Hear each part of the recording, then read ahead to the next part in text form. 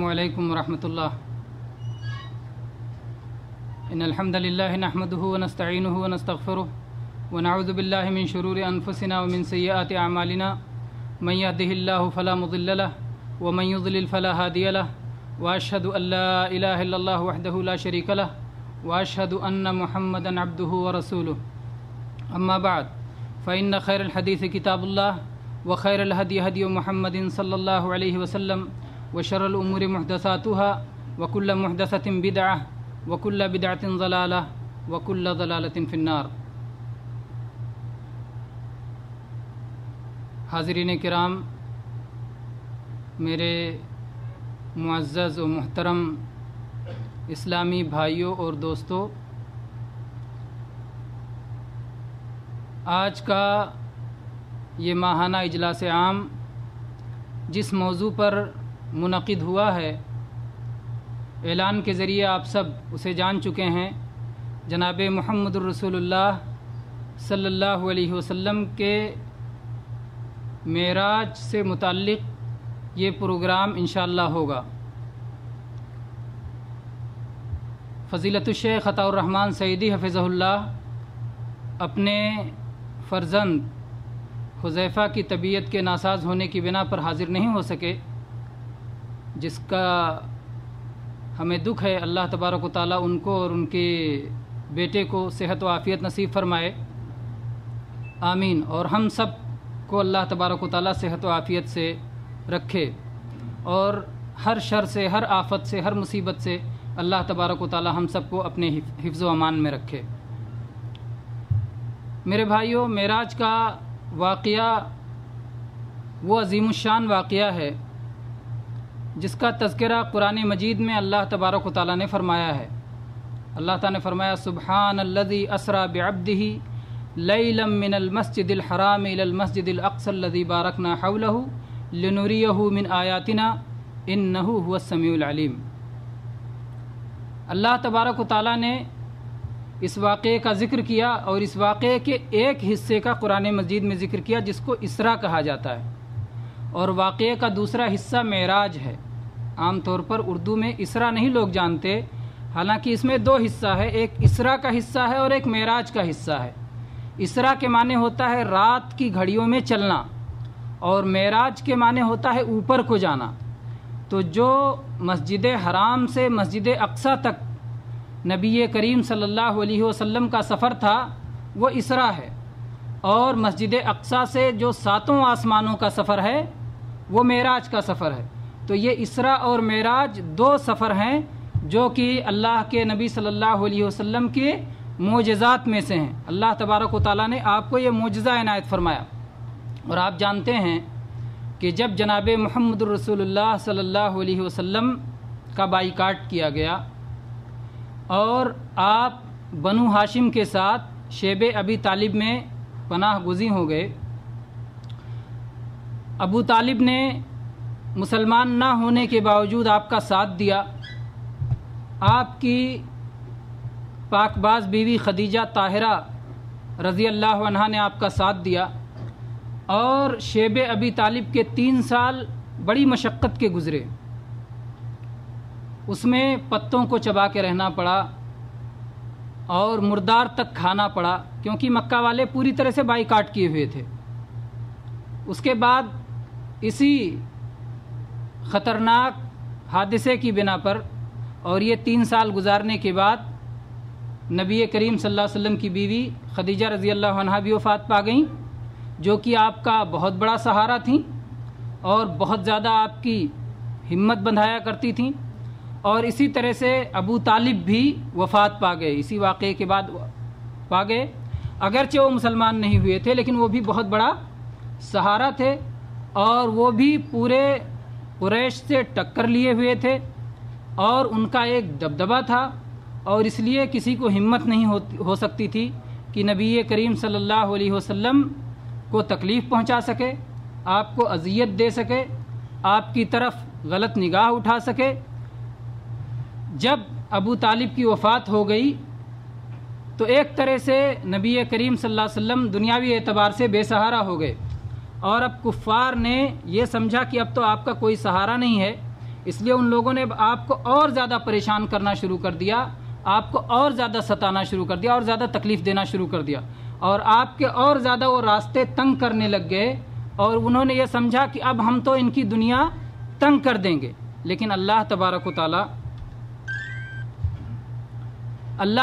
تعالی جو اس دنیا کا بنانے والا ہے، اور جس نے جناب محمد الرسول اللہ صلی اللہ علیہ وسلم کو اپنا رسول بنا کے اس دنیا میں مبعوث فرمایا تھا، اللہ تبارک و تعالی ہر چیز پر قادر ہے، اور اسی اللہ تبارک و تعالی نے جناب محمد الرسول اللہ صلی اللہ علیہ وسلم کو اس موقع پر، یعنی ابو طالب کی وفات ہو جانے کے بعد آسمان کی معراج کرائی۔ اس میں اللہ تبارک و تعالی نے گویا یہ اشارہ دیا کہ اے نبی کریم صلی اللہ علیہ وسلم، اے میرے نبی، اے میرے آخری رسول، اے میرے آخری پیغمبر، اگر دنیا کے لوگ یہ سمجھتے ہیں کہ وہ دنیا تم پر تنگ کر دیں گے، تو دنیا تو کیا، ہم نے آسمانوں کے دروازے تمہارے لیے کھول دیے ہیں، اور جس کے لیے اللہ تبارک و تعالی ہو اس کا کون کیا بگاڑ سکتا ہے۔ اور میرے بھائیوں، یہاں پر ہم اس کو نہ بھولیں کہ ابو طالب جنہوں نے اتنا ساتھ دیا اور جو اتنا بڑا سہارا تھے، لیکن اتنا بڑا ساتھ دینا اور اتنا بڑا سہارا بننا، چونکہ انہوں نے اسلام قبول نہیں کیا اس لیے ان کے کچھ کام نہیں آیا۔ چنانچہ نبی کریم صلی اللہ علیہ وسلم کے چچا عباس رضی اللہ عنہ نے ایک بار اللہ کے نبی سے سوال کیا کہ اے اللہ کے نبی، آپ نے اپنے چچا ابو طالب کو کیا فائدہ پہنچایا، کیا فائدہ پہنچایا؟ وہ کان یحوطک وکان یغضب لک، وہ آپ کی حفاظت کیا کرتے تھے، وہ آپ کے لیے غصہ ہوا کرتے تھے، کیا فائدہ آپ نے پہنچایا؟ اللہ کے نبی صلی اللہ علیہ وسلم نے فرمایا لولا انا لکان فی الدرک الاسفل من النار، اگر میں نہ ہوتا تو وہ جہنم کے سب سے نچلے طبقے میں ہوتے، سب سے نچلے گڑھے میں ہوتے، لیکن میری وجہ سے فی ضحضاح من النار، جہنم کے چھچلے مقام پہ ہیں، ان کو ہلکا عذاب دیا جا رہا ہے، ہلکا عذاب دیا جا رہا ہے نبی صلی اللہ علیہ وسلم کی مدد کی وجہ سے۔ یعنی عذاب میں تو کمی ہوئی، لیکن جہنم سے چھٹکارا ملنا یہ توحید ہی کی وجہ سے ہوگا، ایمان ہی کی وجہ سے ہوگا، ایمان اور توحید کے بغیر نہیں ہو سکتا ہے۔ چنانچہ امام بخاری رحمہ اللہ نے صحیح بخاری میں ابو طالب کی وفات کا ذکر کیا ہے، اور ان کی وفات کا واقعہ ذکر کیا ہے کہ ابو طالب اپنی بستر وفات پر تھے، اور عبداللہ ابن امیہ اور ابو جہل یہ دونوں سرہانے بیٹھے ہوئے تھے۔ اللہ کے نبی کریم صلی اللہ علیہ وسلم پہنچے اور آپ نے کہا کہ اے ابو طالب، قل لا الہ الا اللہ کلمۃ احاج لک بہا عند اللہ، آپ لا الہ الا اللہ پڑھ لیجئے، یہ وہ کلمہ ہے جس کو میں اللہ کے پاس حجت بناؤں گا۔ آپ لا الہ الا اللہ پڑھ لیجئے، اس کو میں اللہ کے پاس حجت بناؤں گا۔ آپ اس میں غور کریں کہ اللہ کے نبی نے یہ نہیں کہا کہ آپ لا الہ الا اللہ پڑھ لیجئے جنت ہی میں جائیں گے، لا الہ الا اللہ پڑھنے سے جنت میں جائیں گے، میں حجت بناؤں گا۔ وہ حجت اللہ قبول بھی کرے نہ کرے، اللہ چاہے گا قبول کرے گا، اللہ چاہے گا نہیں قبول کرے گا، کیونکہ بستر مرگ پہ ہیں اور سانس اکھڑنے والی ہے، اس وقت کا کلمہ پڑھنا کیا کام آئے گا؟ پہلے سے کلمہ پڑھنا چاہیے۔ لیکن پھر بھی اللہ کے نبی صلی اللہ علیہ وسلم نے فرمایا کہ آپ ایک کلمہ پڑھ لیجئے، میں اللہ کے پاس حجت بناؤں گا۔ دو شیطان بیٹھے ہوئے تھے، عبداللہ بن امیہ اور ابو جہل، ان لوگوں نے کہا اپنے دادا کا دین چھوڑ رہے ہو، اپنے دادا کا دین چھوڑ رہے ہو۔ آخر میں جس بات پر ان کی وفات ہوئی، علی ملت عبد المطلب، میں عبد المطلب کے دین پہ مرتا ہوں۔ اللہ کے نبی صلی اللہ علیہ وسلم نے فرمایا واللہ لا استغفرن لک ما لم انہ عنک، میں آپ کے لیے بخشش کی دعا کرتا رہوں گا جب تک مجھے روک نہ دیا جائے۔ اور چنانچہ اللہ تبارک و تعالی نے روک دیا۔ قرآن پاک میں اللہ نے آیت نازل فرمائی، اللہ تعالی نے فرمایا ما کان للنبی والذین آمنوا ان یستغفروا للمشرکین ولو کانوا اولی قربى من بعد ما تبین لهم انہم اصحاب الجحیم۔ ما کان للنبی والذین آمنوا، نہ نبی کے لیے درست نہ ایمان والوں کے لیے درست، ان یستغفروا للمشرکین، کہ شرک والوں کے لیے اللہ سے معافی مانگیں، شرک والوں کے لیے استغفار کریں، یہ نبی کے لیے بھی درست نہیں اور ایمان والوں کے لیے درست نہیں۔ نبی کو بھی حکم دینے والا کون ہے؟ اللہ تعالیٰ ہے۔ اللہ تعالیٰ جو حکم دیتا تھا نبی صلی اللہ علیہ وسلم اسی پہ چلتے تھے، اسی پہ چلتے تھے، اپنی طرف سے وہ کوئی چیز نہیں لاتے تھے۔ تو اللہ تعالیٰ نے کہا کہ اے نبی آپ کے لیے درست نہیں ہے کہ اپنے چچا کے لیے آپ استغفار کریں، وہ تو شرک پہ مرے ہیں، اور شرک پہ مرنے والوں کے لیے اللہ نے یہ عہد کر رکھا ہے، یہ اعلان کر رکھا ہے کہ ان کی معافی نہیں ہونے والی ہے اور ان کا ٹھکانہ جہنم ہی ہے اور ان کو جنت میں نہیں جانا ہے۔ میرے بھائیو، جب یہ واقعہ ہو گیا، ابو طالب کا واقعہ ہو گیا اور آپ پہ جو ہے زمین کو کفار نے اپنے ظن کے مطابق تنگ کر دی، تو اللہ تبارک و تعالیٰ نے واقع معراج کے ذریعے سے نبی کریم صلی اللہ علیہ وسلم کی ہمت بندھائی اور آپ کا حوصلہ بڑھایا اور آپ کو ساتوں آسمانوں کی سیر کرائی اور آپ کی انبیاء سے ملاقات کروائی اور آپ کی جنت و جہنم سے سیر کروائی اور آپ کی عزت اور سرفرازی کے لیے آپ سے انبیاء کی امامت کروائی۔ بہرحال آپ کو اتنی ساری چیزیں عطا کیں کہ اللہ کے نبی کریم صلی اللہ علیہ وسلم کی ہمت بہت جو ہے بڑھ گئی اور آپ کو بہت بڑا حوصلہ ملا، اور دوبارہ آئے جب یہ رات میں یہ واقعہ ہو گیا، صبح آئے تو آپ سوچ رہے تھے کہ بیان کریں کہ نہ بیان کریں، کون کیا کہے گا، کس کا ریئیکشن کیا ہوگا، کیا رد عمل ہوگا، لیکن آپ صلی اللہ علیہ وسلم نے رد عمل کو سوچے بغیر، کسی کے ریئیکشن کو سوچے بغیر اللہ تبارک و تعالیٰ نے آپ کے ساتھ جو معاملہ فرمایا تھا اس کو بیان فرمایا۔ اور بہرحال اس کو ہم آخر میں بیان کریں گے، پہلے ہم بیان کرتے ہیں کہ واقع معراج ہوا کیسے۔ واقع معراج کی تفصیلات کیا ہیں؟ واقع معراج یہ مختلف روایات میں اور مختلف صحابہ کرام نے بیان کیا ہے، بہت سارے صحابہ کرام کی ایک بہت بڑی تعداد ہے جنہوں نے اس واقعے کو بیان کیا ہے، لیکن امام بخاری رحمہ اللہ نے جو تفصیلی روایت اپنی صحیح میں، اور ایسے ہی امام مسلم رحمہ اللہ نے جو اپنی صحیح میں تفصیلی روایت ذکر کی ہے، وہ امام جو ہے صحابی مالک ابن صعصع رضی اللہ عنہ کی روایت ہے۔ ہم انہی کی روایت کو لے کر کے بیان کرتے ہیں انشاءاللہ۔ مالک ابن صعصع رضی اللہ عنہ انہوں نے اس واقعے کو بیان کیا ہے، اور لگتا ہے کہ انہوں نے چونکہ یہ ان کی زندگی کا سرمایہ تھا، انہوں نے نبی صلی اللہ علیہ وسلم کے ایک واقعے کو جو اللہ کے نبی نے اپنی زبان سے بیان کیا تھا خوب اچھی طرح یاد کیا اور اس کی تفصیلات کو خوب اچھی طرح بیان کیا کہ دوسری حدیث میں بیان کر سکوں نہ کر سکوں، لیکن اس کو تو کم سے کم یاد کر کے خوب اچھی طرح بیان کر دوں۔ اس لیے مالک ابن صعصع رضی اللہ عنہ نے اس واقعے کو بہت اچھے انداز میں بیان کیا ہے، اور اس میں بہت ساری فائدے کی چیزیں آتی ہیں۔ ہم دیکھتے ہیں یہ واقعہ کیسے ہوا۔ اللہ کے نبی کریم صلی اللہ علیہ وسلم بیان کرتے ہیں، کہتے ہیں کہ اس رات میں حتیم میں، اور بعض حدیث میں لفظ ہے کہ حجر میں لیٹا ہوا تھا، آنے والا فرشتہ آیا اور میرے چھت کھل گئی اور وہاں سے وہ فرشتہ میرے گھر میں اتر آیا۔ وہ کون تھے وہ فرشتے؟ جبریل علیہ السلام تھے، جبریل السلام اتر آئے تو کہا کہ میں حجر میں لیٹا ہوا تھا یا حتیم میں لیٹا ہوا تھا۔ حجر اور حتیم یہ کعبہ کا وہ حصہ ہے، آپ جب دیکھتے ہیں کہ کعبہ کی عمارت کیا ہے، چوکور ہے، اور اس چوکور کے بغل میں ایک تھوڑا سا چاند کی شکل کا حصہ گھیرا ہوا ہے جس کے باہر سے طواف کرتے ہیں، اس کے اندر سے طواف نہیں کرتے۔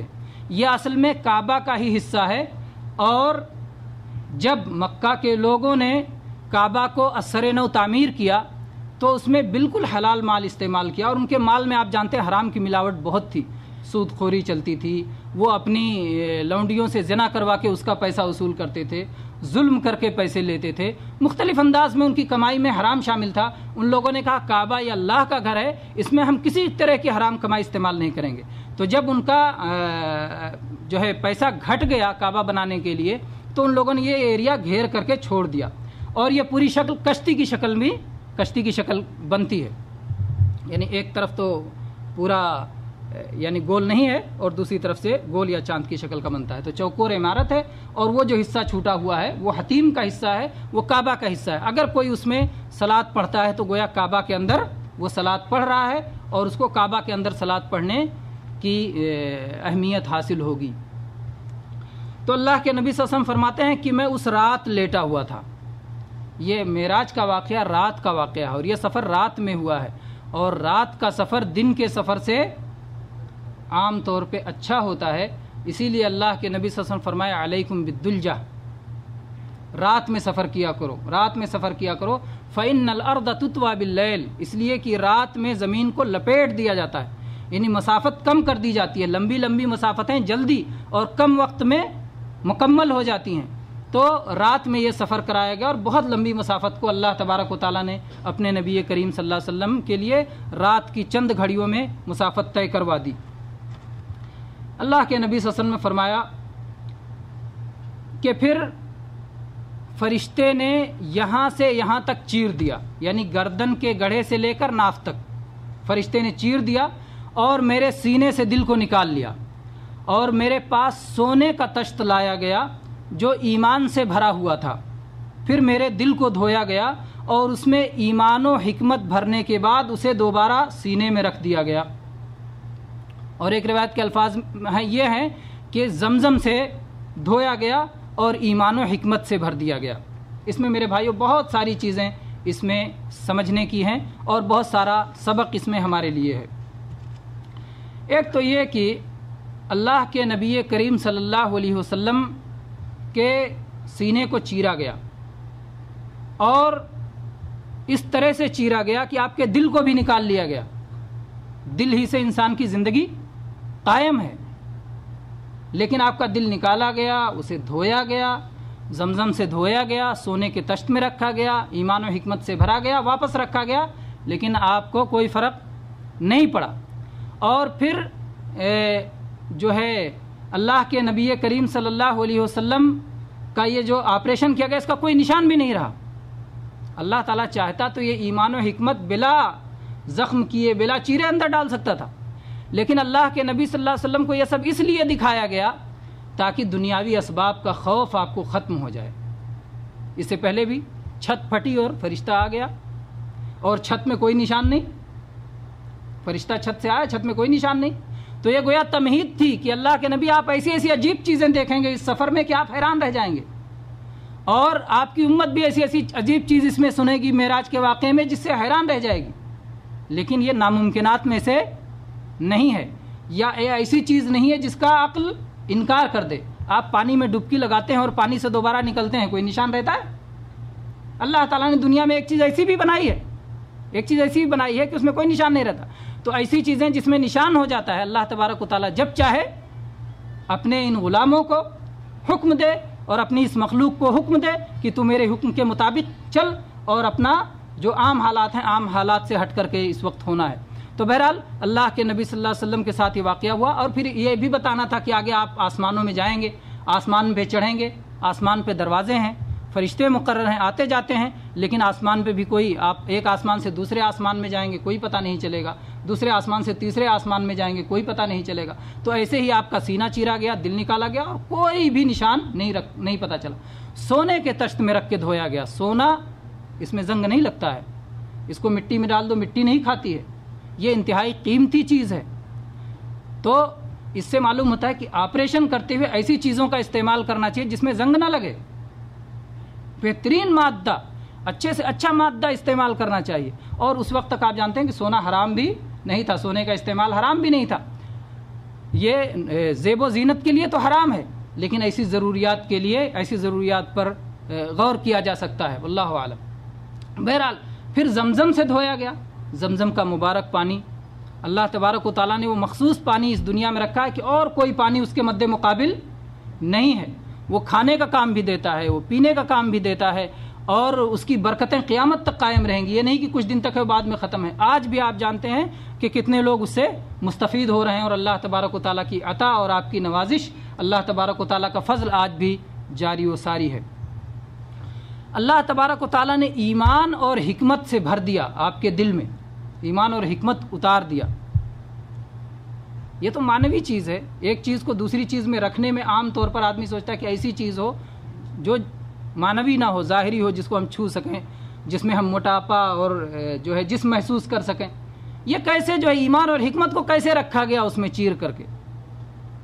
تو دیکھیے قرآن و حدیث میں بہت ساری چیزیں ایسی آئی ہیں جو کہ معنوی ہیں، لیکن جن کے ساتھ ظاہری چیزوں کا معاملہ کیا گیا ہے۔ جیسے موت ایک معنوی چیز ہے، کیسے موت آتی کسی کو پتہ نہیں، لیکن اللہ کے نبی صلی اللہ علیہ وسلم کیا بیان فرمایا ہے کہ قیامت کا دن ہوگا جب جنتی جنت میں چلے جائیں گے، جہنمی جہنم میں چلے جائیں گے، اس وقت موت کو لا کر کے جنت اور جہنم کے بیچ میں ذبح کر دیا جائے گا۔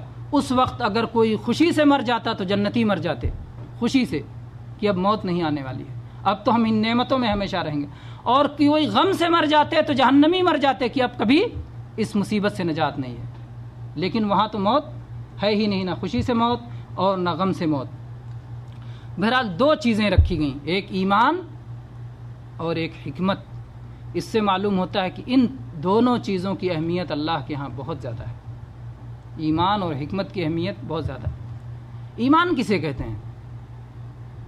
آپ میں سے کوئی بھائی بتا سکتا ہے ایمان کسے کہتے ہیں؟ ایمان کیا چیز ہے؟ ایمان دل کے یقین کا، دل کے وشواس کا نام ہے، دل میں پکا یقین ہو کسی چیز پر۔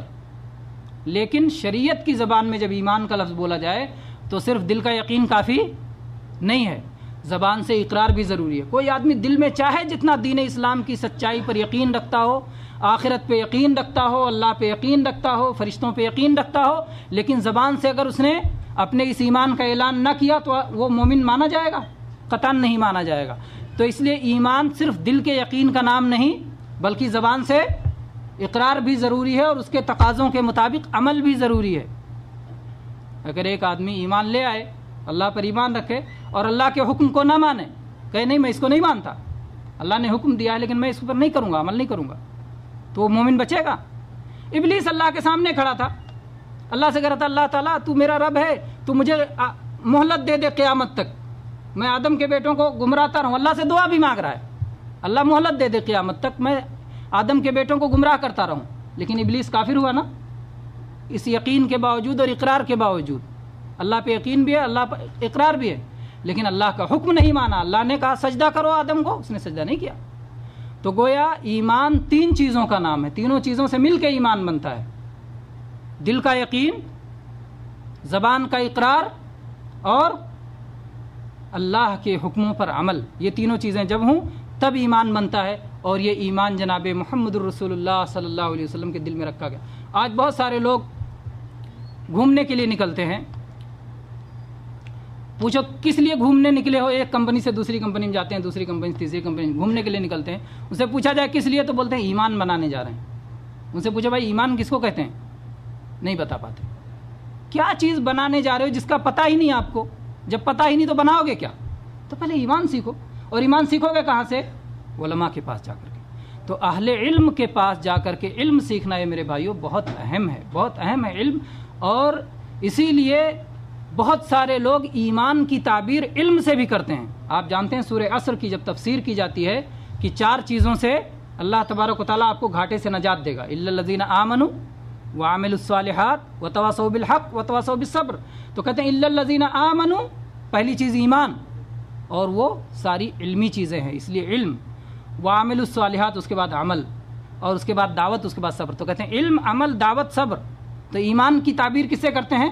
علم سے کرتے ہیں، علم سے کرتے ہیں۔ اس لیے علم بہت اہم ہے، بہت ضروری ہے، اور علم قول اور عمل سے پہلے علم کی ضرورت ہے۔ تو اور علم ظاہر بات ہے وارثین انبیاء سے ملے گا، علم نبیوں سے ملے گا، اور نبیوں کے وارث سے علماء سے ملے گا، العلماء ورثۃ الانبیاء۔ تو وہاں سے علم لینا ہے۔ تو اللہ کے نبی کریم صلی اللہ علیہ وسلم کے سینے میں ایمان اور حکمت بھر دیا گیا، ایمان رکھ دیا گیا اور حکمت رکھ دیا گیا۔ یہ حکمت کیا چیز ہے؟ حکمت بڑی اہم چیز ہے۔ اللہ تبارک تعالیٰ نے فرمایا وَمَن يُؤْتَ الْحِكْمَةَ فَقَدْ أُوتِيَ خَيْرًا كَثِيرًا، جسے حکمت دے دیا گیا اسے خیر کثیر دے دیا گیا، بہت بڑی بھلائی سے نواز دیا گیا۔ تو یہ حکمت، یہ علم اور عمل میں جو ہے عقل اور عدل، علم کے ذریعے عقل آتی ہے اور صحیح عمل ہو تو عدل آتا ہے۔ تو عقل اور عدل یہ دونوں چیزیں جب پائی جائیں تو حکمت ہوتی ہے، یعنی ہر چیز کو اس کا حق دو، جو چیز جس کے لائق ہو، جو چیز جس کی مستحق ہو وہ چیز اسے دینا، یہ عدل کہلاتا ہے۔ تو یہ جب علم و عدل ہوتا ہے وہ حکمت ہوتی ہے، اور حکمت جسے عطا کر دیا جائے اسے خیر کثیر سے نواز دیا گیا۔ تو اللہ تبارک و تعالیٰ کو اللہ تبارک و تعالیٰ نے اپنے نبی کو خیر کثیر عطا کر دیا، اور قرآن پاک میں ایک جگہ اس خیر کثیر کا اللہ نے اعلان بھی کیا ہے۔ جانتے ہیں کہاں اعلان کیا؟ انا اعطیناک الکوثر، اے اللہ کے نبی ہم نے آپ کو خیر کثیر دیا، جس میں سے ایک چیز نہر کوثر بھی ہے، اس خیر کثیر کا حصہ نہر کوثر بھی ہے۔ میرے بھائیوں، تو یہ واقعہ ہوا شق صدر کا یعنی سینہ کے چیرے جانے کا واقعہ ہوا معراج سے پہلے۔ اللہ کے نبی صلی اللہ علیہ وسلم کو آپ کے گھر سے اٹھایا گیا، حتیم میں آپ لیٹے ہوتے، حتیم سے آپ کو اٹھایا گیا رات کے حصے میں، اور لے جا کر کے آپ کے سینے کو چیرا گیا اور آپ کے دل میں ایمان و حکمت کو رکھا گیا۔ شق صدر کا واقعہ نبی صلی اللہ علیہ وسلم کی زندگی میں کئی بار ہوا ہے، غالباً 3 بار جیسا کہ علماء نے ذکر کیا ہے۔ ایک تو بچپن میں جب آپ دائی حلیمہ کے یہاں دودھ پی رہے تھے، ایک دن آپ اپنے بھائی کے ساتھ بکریاں چرا رہے تھے کہ حلیمہ کا لڑکا، وہ بھائی آپ کا، دوڑا دوڑا حلیمہ رضی اللہ عنہا کے پاس آیا اور اس نے کہا، حلیمہ رضی اللہ عنہا کا ایمان اہل علم نے ذکر کیا کہ وہ ایمان لائی تھی۔ حلیمہ رضی اللہ عنہا کے پاس آیا اور اس کا رنگ اڑا ہوا تھا، کہا میرے بھائی کو 2 سفید پوشوں نے پکڑ کے پٹکا ہوا ہے۔ حلیمہ رضی اللہ عنہا دوڑتے دوڑتے پہنچی تو دیکھا کہ اللہ کے نبی صلی اللہ علیہ وسلم کھڑے ہیں اور آپ کے چہرے کی رنگت بھی اتری ہوئی ہے۔ پوچھا کیا ہوا؟ کہا کہ وہ 2 سفید پوش آئے تھے، انہوں نے مجھے پٹکا، میرے سینے کو چیرا، کچھ اس میں سے کالا لتھڑا تھا اس کو نکال کے پھینک دیا اور اس کے بعد وہ لوگ چلے گئے۔ دیکھا تو کہیں کوئی نشان نہیں تھا، تو ان کو آسیب کا ڈر لگا، کہیں کوئی آسیب نہ ہو، کہیں کوئی شیطانی چیز نہ ہو، اس لیے نبی صلی اللہ علیہ وسلم کو لے جا کر کے ان کی ماں آمنہ کے پاس پہنچا دی کہ اپنے بیٹے کو آپ رکھیے۔ تو کہا کیا بات ہے، پہلے تو ضد کر کے لے جاتی تھیں، 2.5 سال جو 2 سال جو دودھ پینے کی مدت ہوتی اس میں لا کے واپس کر دیتے تھے 2 سال میں، اور اس کے بعد میں انہوں نے ضد کیا کہ نہیں بچے کو ہمارے پاس رکھو، بچے کو ہمارے پاس رکھو، تو پہلے تو ضد کر کے لے گئیں اور اب یہ حالت ہے کہ آپ کہہ رہے ہو کہ نہیں اب بچے کو رکھ لو۔ تو پھر انہوں نے یہ واقعہ سنایا تو کہا کہ نہیں ہو سکتا، میرے بیٹے کے ساتھ کوئی آسیبی معاملہ نہیں ہو سکتا ہے، یہ ضرور اللہ کے فضل کا کوئی حصہ ہے جو کہ اللہ تعالیٰ نے اس بچے کو دیا ہے، جیسا کہ اس سے پہلے بہت سارا فضل اس کے ساتھ رہا ہے۔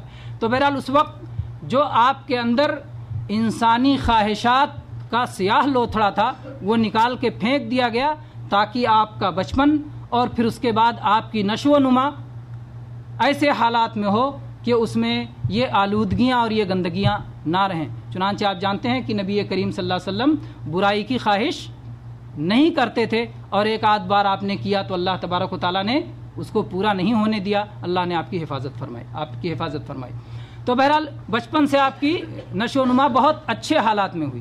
اس کے بعد میں جب آپ کو نبی بنایا جانے لگا اس موقع پر پھر ایک بار شق صدر کا واقعہ ہوا تاکہ نبوت کی جو امانت آپ کے سینے میں آئے گی، اللہ تبارک و تعالیٰ کی جو وحی نازل ہوگی اس کے لیے آپ کے سینے کو متحمل بنا دیا جائے۔ اور تیسری بار جب آپ کو آسمان کا سفر کرانا تھا اور اللہ تبارک و تعالیٰ سے ملاقات کرنی تھی، اس مرتبہ شق صدر کا واقعہ ہوا۔ اور 3 مرتبہ جب کوئی چیز ہوتی ہے تو وہ کامل و مکمل ہو جاتی ہے، جیسے کہ وضو میں جب بندہ 3 بار ہاتھ دھو لیتا ہے، 3 بار منہ دھو لیتا ہے، اپنے اعضاء کو 3 بار دھو لیتا ہے تو ایک کامل و مکمل ہو جاتا ہے، پھر چوتھی بار کی ضرورت نہیں رہ جاتی، بلکہ چوتھی بار دھونے سے روکا گیا۔ وضو کے اعضاء کو کہا گیا چوتھی بار جس نے دھویا اس نے ظلم کیا، 3 بار کافی ہے اور مکمل ہے اور اسباغ ہے۔ بہرحال اللہ کے نبی صلی اللہ علیہ وسلم فرماتے ہیں جب یہ ہو گیا تو میرے پاس ایک سواری لائی گئی، براق۔ وہ سواری گھوڑے سے کچھ چھوٹی تھی، گھوڑے سے چھوٹی تھی یا خچر سے چھوٹی تھی؟ خچر سے چھوٹی تھی اور گدھے سے بڑی تھی۔ دون البغل و فوق الحمار، خچر سے چھوٹی اور گدھے سے بڑی۔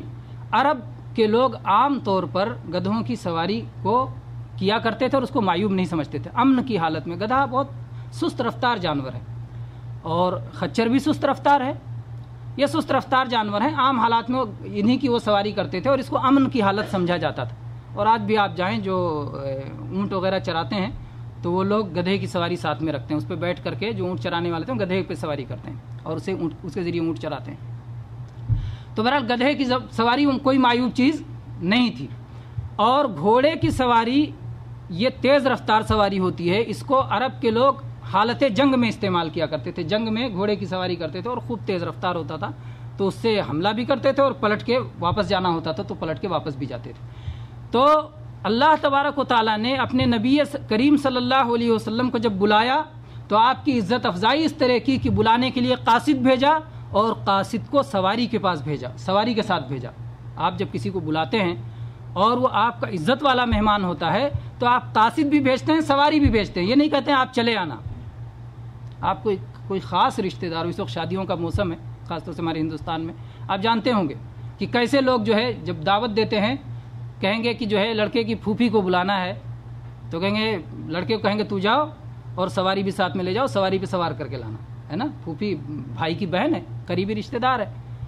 تو ایسے ہی جو عزت والے جن کو عزت دینا ہوتا ہے آدمی قاصد بھی بھیجتا ہے اور سواری بھی بھیجتا ہے, یہ تکریم کی ایک شکل ہے. تو اللہ تبارک و تعالیٰ نے اپنے نبی کریم صلی اللہ علیہ وسلم کو عزت دی, جبریل علیہ السلام کو اپنا قاصد بھیجا, ساتھ میں لانے کے لیے کہا, اور سواری بھی بھیجی, اور سواری براق کی سواری بھیجی, امن کے حالت میں, یعنی ایک نئی سواری بھیجی جو کہ جس کا تصور نہیں تھا. براق کسے کہتے ہیں؟ براق کا معنی کیا ہوتا ہے؟ براق یا تو بریق سے مشتق ہے, بریق کے معنی ہوتا ہے چمک, تو بہت خوبصورت سواری, اور یا تو برق سے مشتق ہے یعنی بجلی, یعنی بہت تیز رفتار سواری, اور یہ ہو سکتا ہے کہ دونوں خوبیاں اس میں ہوں, بہت ہی خوبصورت جانور ہو اور بہت ہی تیز رفتار بھی ہو, دونوں خوبیاں اس کے اندر موجود تھیں. بعض لوگوں نے براق کی تصویر بنائی, نعوذ باللہ, یہ بات جو ہے, اور اس میں اس وقت جو ہے آپ اس مہینے میں ہو سکتا ہے ٹی ویوں پہ خبروں میں آپ سنیں بھی کہ براق کی تصویر بناتے ہیں, جشن شب معراج مناتے ہیں, جبکہ نبی صلی اللہ علیہ وسلم نے کبھی نہیں منایا, صحابہ نے کبھی نہیں منایا, ائمہ دین نے کبھی نہیں منایا. اسی لیے اس کی تاریخ میں بھی بڑا اختلاف ہے اور کوئی متعین تاریخ نہیں ہے کہ کس تاریخ کو یہ جو ہے واقعہ ہوا.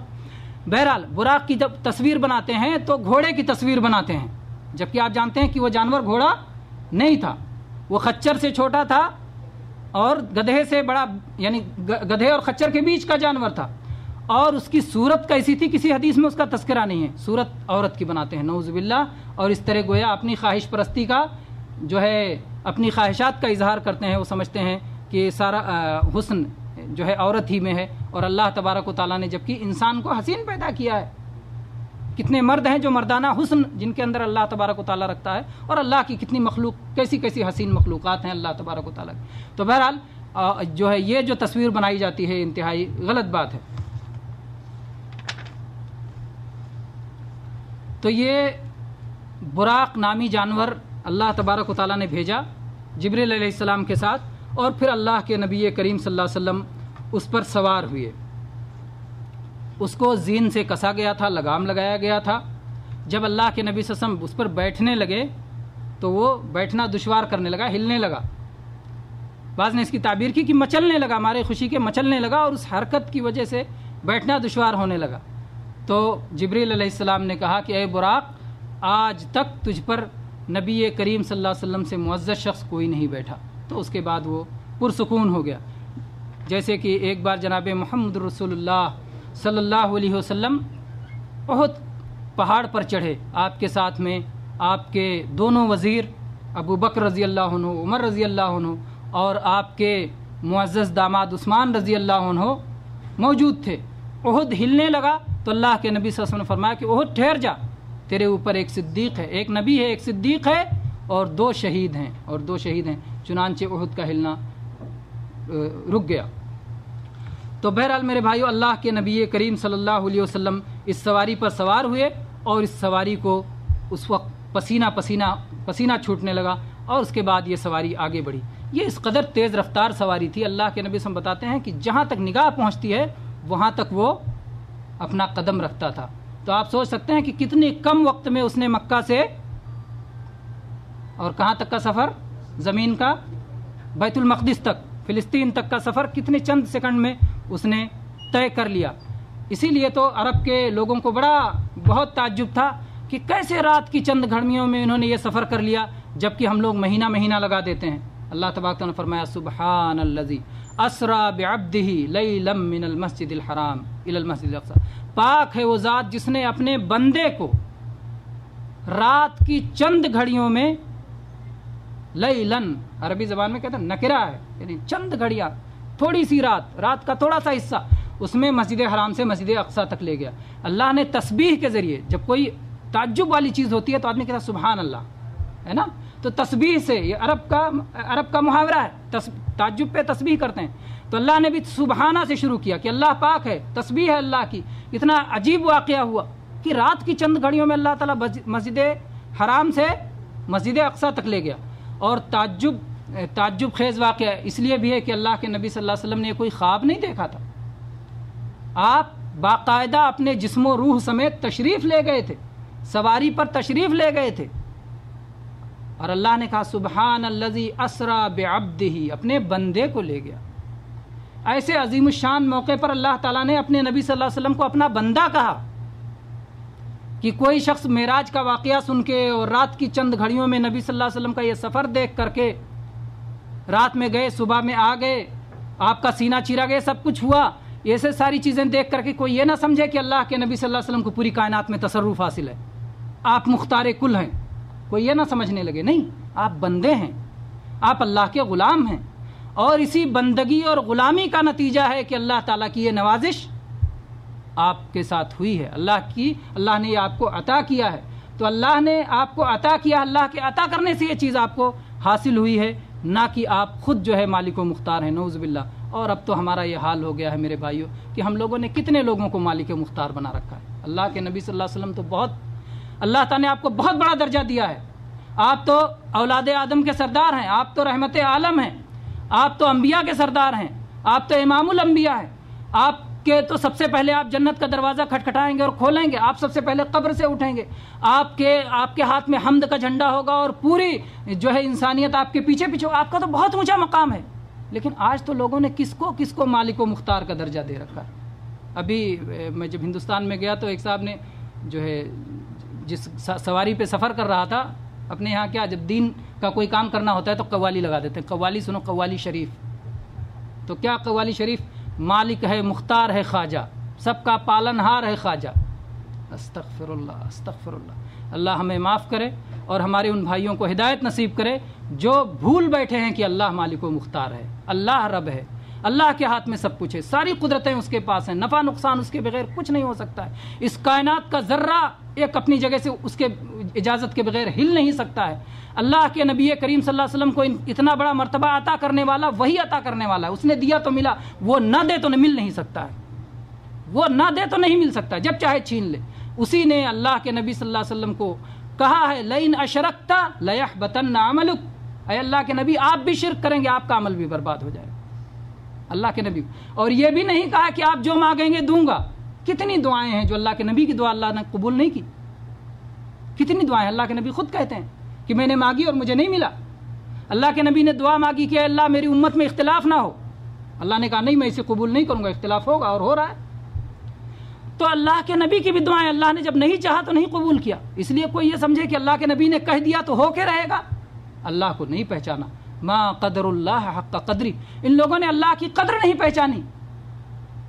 میرے بھائیو اللہ کی قدر کو پہچاننا سب سے اہم ہے۔ تو اللہ تبارک و تعالیٰ نے جب یہ عظیم الشان واقعہ ذکر کیا سبحان الذی اسری بعبدہ، تو اللہ نے کہا عبد یہ میرے بندے ہیں، یہ میرے غلام ہیں، انہوں نے میری بندگی کو جیسے کرنی چاہیے نہ صرف خود اس بندگی پہ قائم ہوئے بلکہ کتنوں کو ایسا میرا بندہ بنا دیا، بندگی کی تعلیم دی۔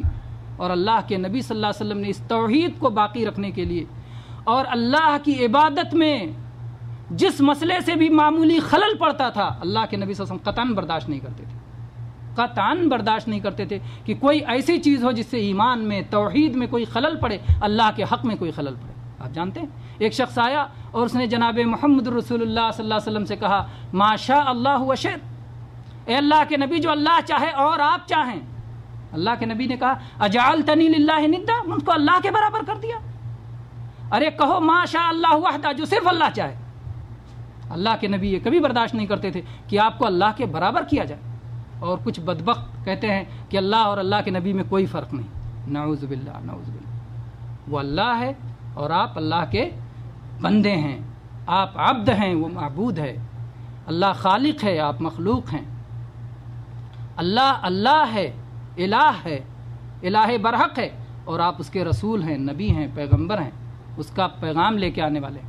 تو بہرحال یہ فرق جاننا میرے بھائی بہت ضروری ہے، اور قرآن مجید میں ایک ہی آیت میں اللہ تبارک و تعالیٰ نے دونوں طرح کے حقوق ذکر کیا، بعض وہ حقوق جو اللہ رسول دونوں کے ہیں اور بعض وہ حق جو صرف اللہ کا ہے جس میں اللہ کے رسول شریک نہیں ہے، وہ اللہ تعالیٰ نے ذکر کیا ہے۔ جیسے اللہ تعالیٰ نے فرمایا وَمَن يُطِعِ اللَّهَ وَرَسُولَهُ وَيَخْشَ اللَّهَ وَيَتَّقِهِ فَأُولَٰئِكَ هُمُ الْفَائِزُونَ، جو اللہ کی بات مانے اور اللہ کے رسول کی بات مانے، جو اطاعت کریں اللہ کی اور اطاعت کریں رسول کی، دونوں حق بیان ہوا، یہاں دونوں حق بیان ہوا کہ اللہ کی بھی اطاعت ہو اور رسول کی بھی اطاعت ہو. یہ مشترکہ حق ہے جس میں اللہ اور رسول کا دونوں کو حق دیا جائے گا اطاعت کا.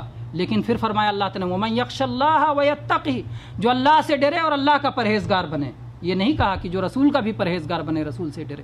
نہیں، خشیت اور تقوی صرف اللہ کا حق ہے جو دوسروں کو ہرگز نہیں دیا جا سکتا ہے، دوسروں کو نہیں دیا جا سکتا. تو یہ تو اللہ تعالیٰ نے اپنے مشترکہ حقوق اور اپنے رسول کا حق الگ، حق خاص اور اپنا حق خاص بہت کھول کھول کے بیان کر دیا ہے کہ جس سے تاکہ ہر گمراہی کا راستہ بند ہو جائے.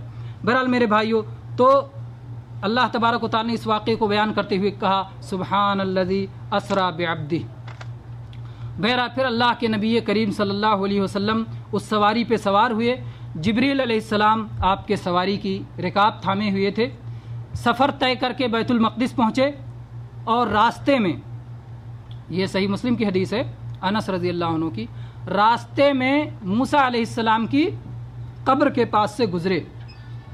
اللہ کے نبی صلی اللہ علیہ وسلم فرماتے ہیں کہ وہ اپنی قبر میں کھڑے ہو کر صلاۃ پڑھ رہے تھے، اپنی قبر میں کھڑے ہو کر نماز پڑھ رہے تھے. میرے بھائیو، یہ نبیوں کی خصوصیت ہے. اللہ کے نبی صلی اللہ علیہ وسلم نے باقی انسانوں کے بارے میں کیا فرمایا ہے؟ جب انسان مر جاتا ہے تو اس کے عمل کا سلسلہ ختم ہو جاتا ہے، منقطع ہو جاتا ہے، کوئی سلسلہ جاری نہیں رہتا سوائے 3 چیزوں کے: صدقہ جاریہ جو اس نے کر رکھا تھا، علم جس سے لوگ نفع حاصل کر رہے ہیں، اور وہ صالح اولاد جو اس کے لیے دعا کرتی ہے. یہ باقی رہتا ہے. لیکن کوئی عمل وہ خود کرے، وہ ایسا کوئی عمل باقی نہیں رہتا. یہ نبیوں کو اللہ تبارک و تعالیٰ کی طرف سے خصوصیت ہے کہ وہ اپنی قبر میں صلاۃ پڑھتے ہیں. جیسا کہ ایک اور حدیث میں ہے، اللہ کے نبی صلی اللہ علیہ وسلم فرمایا الانبیاء احیاء فی قبورہم یصلون. یہ مسند ابی اعلیٰ کی صحیح حدیث ہے کہ انبیاء اپنی قبروں میں زندہ ہیں اور صلاۃ پڑھتے ہیں. یہ قبر کی زندگی ہے، برزخ کی زندگی ہے. اس کو دنیا کی زندگی کی طرح ہم اہل بدعت کی طرح نہ انکار کر دیں گے، نہیں، کوئی زندگی نہیں، اور نہ ہی اہل بدعت کی طرح دنیا کی زندگی کہیں گے. نہ دنیا کی زندگی کی طرح زندگی اور نہ ہی کی اس زندگی کا انکار، بلکہ انبیاء زندہ ہیں، قبر میں زندہ ہیں، مرنے کے بعد زندہ ہیں. مرنے کے بعد والی زندگی ہے جس کا نام برزخ کی زندگی ہے، جس کا نام یہ ایسا نہیں کہ آپ کو زندہ ہی دفن کر دیا گیا، نعوذ باللہ. آپ پہ موت آئی، آپ کو دفن کیا گیا، دفن کرنے کے بعد آپ کو اللہ تبارک و تعالیٰ نے زندگی عطا فرمائی، اور وہ بہت بہترین زندگی ہے. وہ دنیا کی زندگی سے بہت اچھی زندگی ہے، اور وہ زندگی پانے والا دنیا کی زندگی کا خواہش مند نہیں ہوگا. بہرحال تو اللہ کے نبی صلی اللہ علیہ وسلم نے یہ بیان کیا کہ میں وہاں سے گزرا تو موسیٰ علیہ السلام کو دیکھتے ہوئے گزرا کہ وہ اپنی قبر میں صلاۃ پڑھ رہے تھے. گویا اللہ تبارک و تعالیٰ نے اس موقع پر اللہ کے نبی صلی اللہ علیہ وسلم کو یہ منظر دکھا دیا، جبکہ آپ کا یہ دعویٰ نہیں تھا کہ میں زمین کے نیچے کی چیزیں ہمیشہ دیکھ لیتا ہوں. یہ آپ کا دعویٰ نہیں تھا. آپ غیب جانتے ہیں، یہ آپ کا دعویٰ نہیں تھا. اور نہ ہی جب ایسا ہوا تو اللہ تعالیٰ کی طرف سے آپ کو خاص طور پر ایسا بتایا گیا، اس موقع پر آپ نے یہ چیز بتائی. ورنہ جب آپ جانتے ہیں وہ صحابی جب وفات ہوئی ایک صحابی کی، اور ان کو جن کا بھائی بنایا گیا تھا، مدینہ میں صحابہ کو دوسرے انصاری صحابہ کا بھائی بنا دیا گیا تھا، ان کے گھروں میں رہتے تھے. ان کی وفات ہو گئی تو ان کے گھر کی ان کی بیوی کہتی ہیں کہ بہت اچھے تھے اور اللہ تبارک و تعالیٰ نے انہیں عزت دی. گواہی دیا انہوں نے، میں گواہی دیتی ہوں کہ اللہ نے عزت دی. اللہ کے نبی صلی اللہ علیہ وسلم نے فرمایا وما یدریکی ان اللہ اکرمہ. تمہیں کیا پتا کہ اللہ نے انہیں عزت دی ہے؟ کیسے پتا؟ جبکہ وہ صحابی تھے، اللہ کے نبی پہ ایمان لائے تھے، ہجرت کیا تھا. پھر بھی اللہ کے نبی نے کیا فرمایا؟ تم کو کیا پتا؟ اگر موت کے بعد کیا ہوتا ہے اللہ کے نبی سب کچھ دیکھتے رہتے تو بتا دیتے نا، میں دیکھ رہا ہوں کیا ہو رہا ہے ان کے ساتھ. لیکن نہیں. اس کے بعد ان صحابیہ نے خواب میں دیکھا کہ ایک پانی کا نہر جاری ہے اور اس کے پاس ایک باغیچے میں بیٹھے ہیں، اور وہ ان کی نہر ہے، وہ ان کی نہر ہے، نہر کے مالک ہیں، اور پانی کی نہر بہہ رہی، اس پہ بیٹھے ہیں قریب. تو اللہ کے نبی صلی اللہ علیہ وسلم کو آ کے خواب بیان کیا تو آپ نے فرمایا ذاک عملہ، یہ ان کا عمل ہے، یہ ان کا عمل ہے جو جاری ہے. انہوں نے بہت سارے صدقے جاریہ وغیرہ کر رکھے تھے، وہ ان کی وفات کے بعد بھی جاری تھا. تو بہرحال کہنا یہ ہے کہ اللہ کے نبی صلی اللہ علیہ وسلم کا یہ دعویٰ نہیں تھا کہ وہ غیب جانتے ہیں، اور یہ آپ کی تعلیم کا حصہ بھی نہیں ہے. اللہ کے نبی صلی اللہ علیہ وسلم غیب نہیں جانتے تھے، نہ غیب کا دعویٰ تھا. جو غیب اللہ نے آپ کو بتایا آپ نے امت کو پہنچا دیا. اللہ نے جنت کے معاملات بتائے، وہ غیب ہے، اللہ کے رسول نے ہم کو بتا دیا. جہنم کے معاملات بتائے، وہ غیب ہے، اللہ کے نبی نے ہم تک پہنچا دیا. قیامت کے معاملات بتائے، وہ غیب ہے، اللہ کے نبی نے امت کو بتا دیا. ہم سے پہلی امتوں کے واقعات غیب ہیں، قوم عاد، قوم سمود، انبیاء کے واقعات، یہ سب غیب ہیں. اللہ کے نبی کو اللہ نے بتایا، اللہ کے نبی نے ہم تک پہنچا دیا. اللہ کے نبی نے کوئی چیز چھپا کے نہیں رکھی، کوئی چیز ایسی نہیں رکھی جو ہم کو بتایا نہ ہو اور ہم تک پہنچایا نہ ہو. بہرحال اللہ کے نبی کریم صلی اللہ علیہ وسلم اس راستے سے گزرے اور بیت المقدس آپ پہنچ گئے. بیت المقدس پہنچ کر کے اس کے باہر ایک پتھر تھا، پتھر میں باندھنے کے لائق تھا، اس میں جبریل علیہ السلام نے لے جا کر کے براق کو باندھ دیا اور اس کے بعد میں مسجد میں داخل ہوئے. یہ وہی حلقہ تھا جس حلقے میں وہاں رہنے والے انبیاء اپنی سواریاں باندھا کرتے تھے. اور اس کے بعد بیت المقدس میں داخل ہوئے اور 2 رکعت صلاۃ پڑھی. حذیفہ رضی اللہ عنہ مشہور صحابی ہیں، وہ کہتے ہیں، اس کا انکار کرتے ہیں. حذیفہ رضی اللہ عنہ کہتے ہیں کہ براق کو باندھنے کی ضرورت کیا تھی؟ کیا وہ بھاگ جاتا؟ بھاگنے کا ڈر تھا، کیوں باندھا؟ باندھنے کی ضرورت نہیں تھی. نہیں باندھا نہیں تھا. حذیفہ رضی اللہ عنہ کہتے ہیں، لیکن ان کی بات کو تسلیم نہیں کیا گیا، اس لیے کہ یہ صحیح حدیث کے خلاف ہے. دوسرے صحابی کہتے ہیں ہاں آپ نے باندھا اور انہوں نے اللہ کے نبی سے سنا، اور یہ صحابی اپنی رائے پیش کرتے ہیں نا. تو جب ایک نبی کی بات ثابت ہو جائے تو رائے کی اس کے سامنے حیثیت نہیں رہتی، چاہے وہ صحابی ہی کی رائے ہو.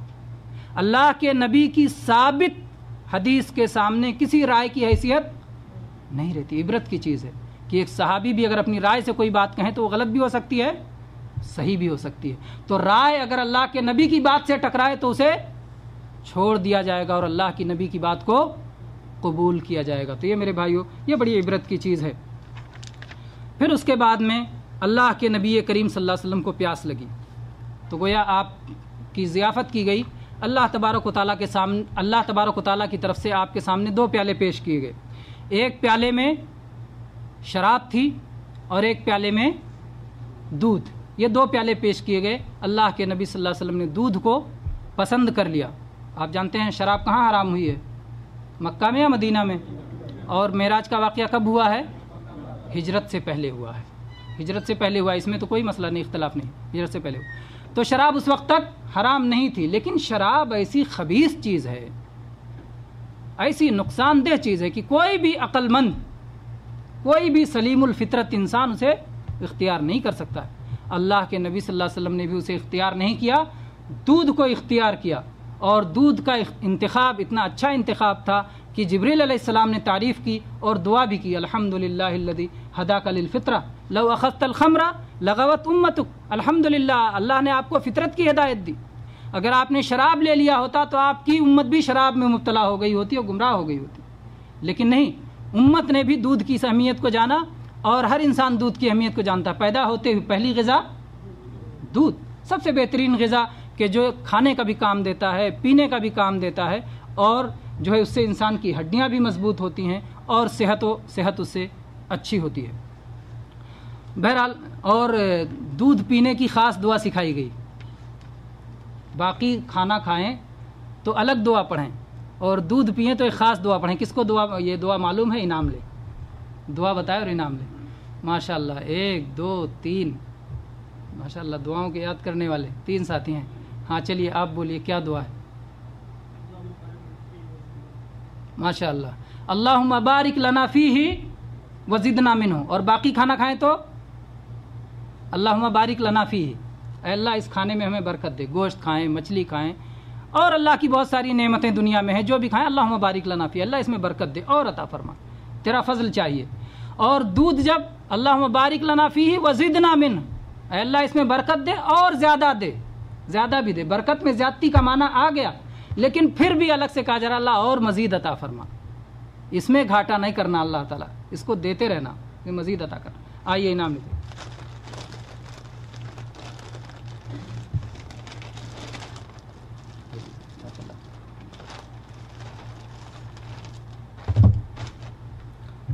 تو بہرحال دودھ کی دعا یہ نکل گئی کہ اللہ کے نبی کریم صلی اللہ علیہ وسلم نے دودھ کو اختیار فرمایا. اس کے بعد میں معراج کا واقعہ بڑا لمبا ہے اور تیزی سے چلتے ہیں آگے. اس کے بعد میں اللہ کے نبی کریم صلی اللہ علیہ وسلم کو لے کر جبریل علیہ السلام اوپر چڑھے. پہلے آسمان پہ پہنچے، دروازہ کھٹکھٹایا. اوپر سے پوچھا گیا کون ہے؟ کہا جبریل ہوں. کہا آپ کے ساتھ میں کون ہے؟ کہا محمد صلی اللہ علیہ وسلم ہے. کہا ان کو بلایا گیا ہے؟ کہا جی ہاں بلایا گیا ہے۔ فرشتے نے دروازہ کھولا اور اس کے بعد اندر چلے گئے۔ یہاں پر دروازہ کھٹکھٹایا گیا، اس کا مطلب آسمان میں دروازے ہیں۔ بہت سارے لوگ کہتے ہیں جہاں آپ کی نگاہ رک جاتی ہے وہ آسمان ہے، آسمان کوئی چیز نہیں، یہ غلط بات ہے۔ نہیں، آسمان ایک چیز ہے مستقل، اس میں دروازے ہیں، وہ کوئی ایسی نظر ختم ہو جانے والی چیز نہیں کہ نظر ٹک جائے تو آسمان نہیں، وہ حد نگاہ نہیں ہے، بلکہ ایک چیز ہے، اور ایک ہی آسمان نہیں ہے بلکہ 7 آسمان ہے، یہ ہمارا ایمان ہے۔ تو کھٹکھٹایا گیا۔ ایسے میرے بھائیوں اس سے ایک اہم سبق ملتا ہے کہ ہمیں کسی کے گھر میں جاتے ہوئے اذن لینا چاہیے۔ دروازہ بند ہے تو دروازہ کھٹکھٹا کر کے کہیں میں اندر آ سکتا ہوں، السلام علیکم، میں اندر آ سکتا ہوں۔ اگر آپ کو اندر سے اجازت ملے ہاں آ جائیے تو آ جائیے، اور اگر آپ سے پوچھا جائے کہ آپ کون ہیں تو آپ نام لے کے بتائیں، جیسے جبریل علیہ السلام نے کہا میں جبریل ہوں، ایسے آپ نام لے کے بتائیں میں عبدالہادی ہوں، میں عبداللہ ہوں، میں عبد الرحمن ہوں، نام لے کے بتائیں، یہ نہ کہ میں ہوں۔ ایک بار ایک صحابی نے دروازہ کھٹکھٹایا، اللہ کے نبی نے پوچھا کون؟ کہا میں ہوں۔ اللہ کے نبی نے کہا میں کیا میں؟ یعنی کوئی ضروری نہیں کہ آپ کی آواز پہچان لی جائے۔ اور یہیں سے میرے بھائیوں موبائل کرنے پر بھی ایک ادب سمجھ میں آتا ہے کہ جب آپ موبائل کریں کسی سے نہ پوچھیں آپ مجھے پہچانے، ارے پہلے سے بتا دو نا میں فلاں فون کر رہا ہوں۔ پہچانوانا دروازے پہ بھی آپ پہچانوا سکتے ہیں، میں بول رہا ہوں پہچان لیجئے، ہے نا۔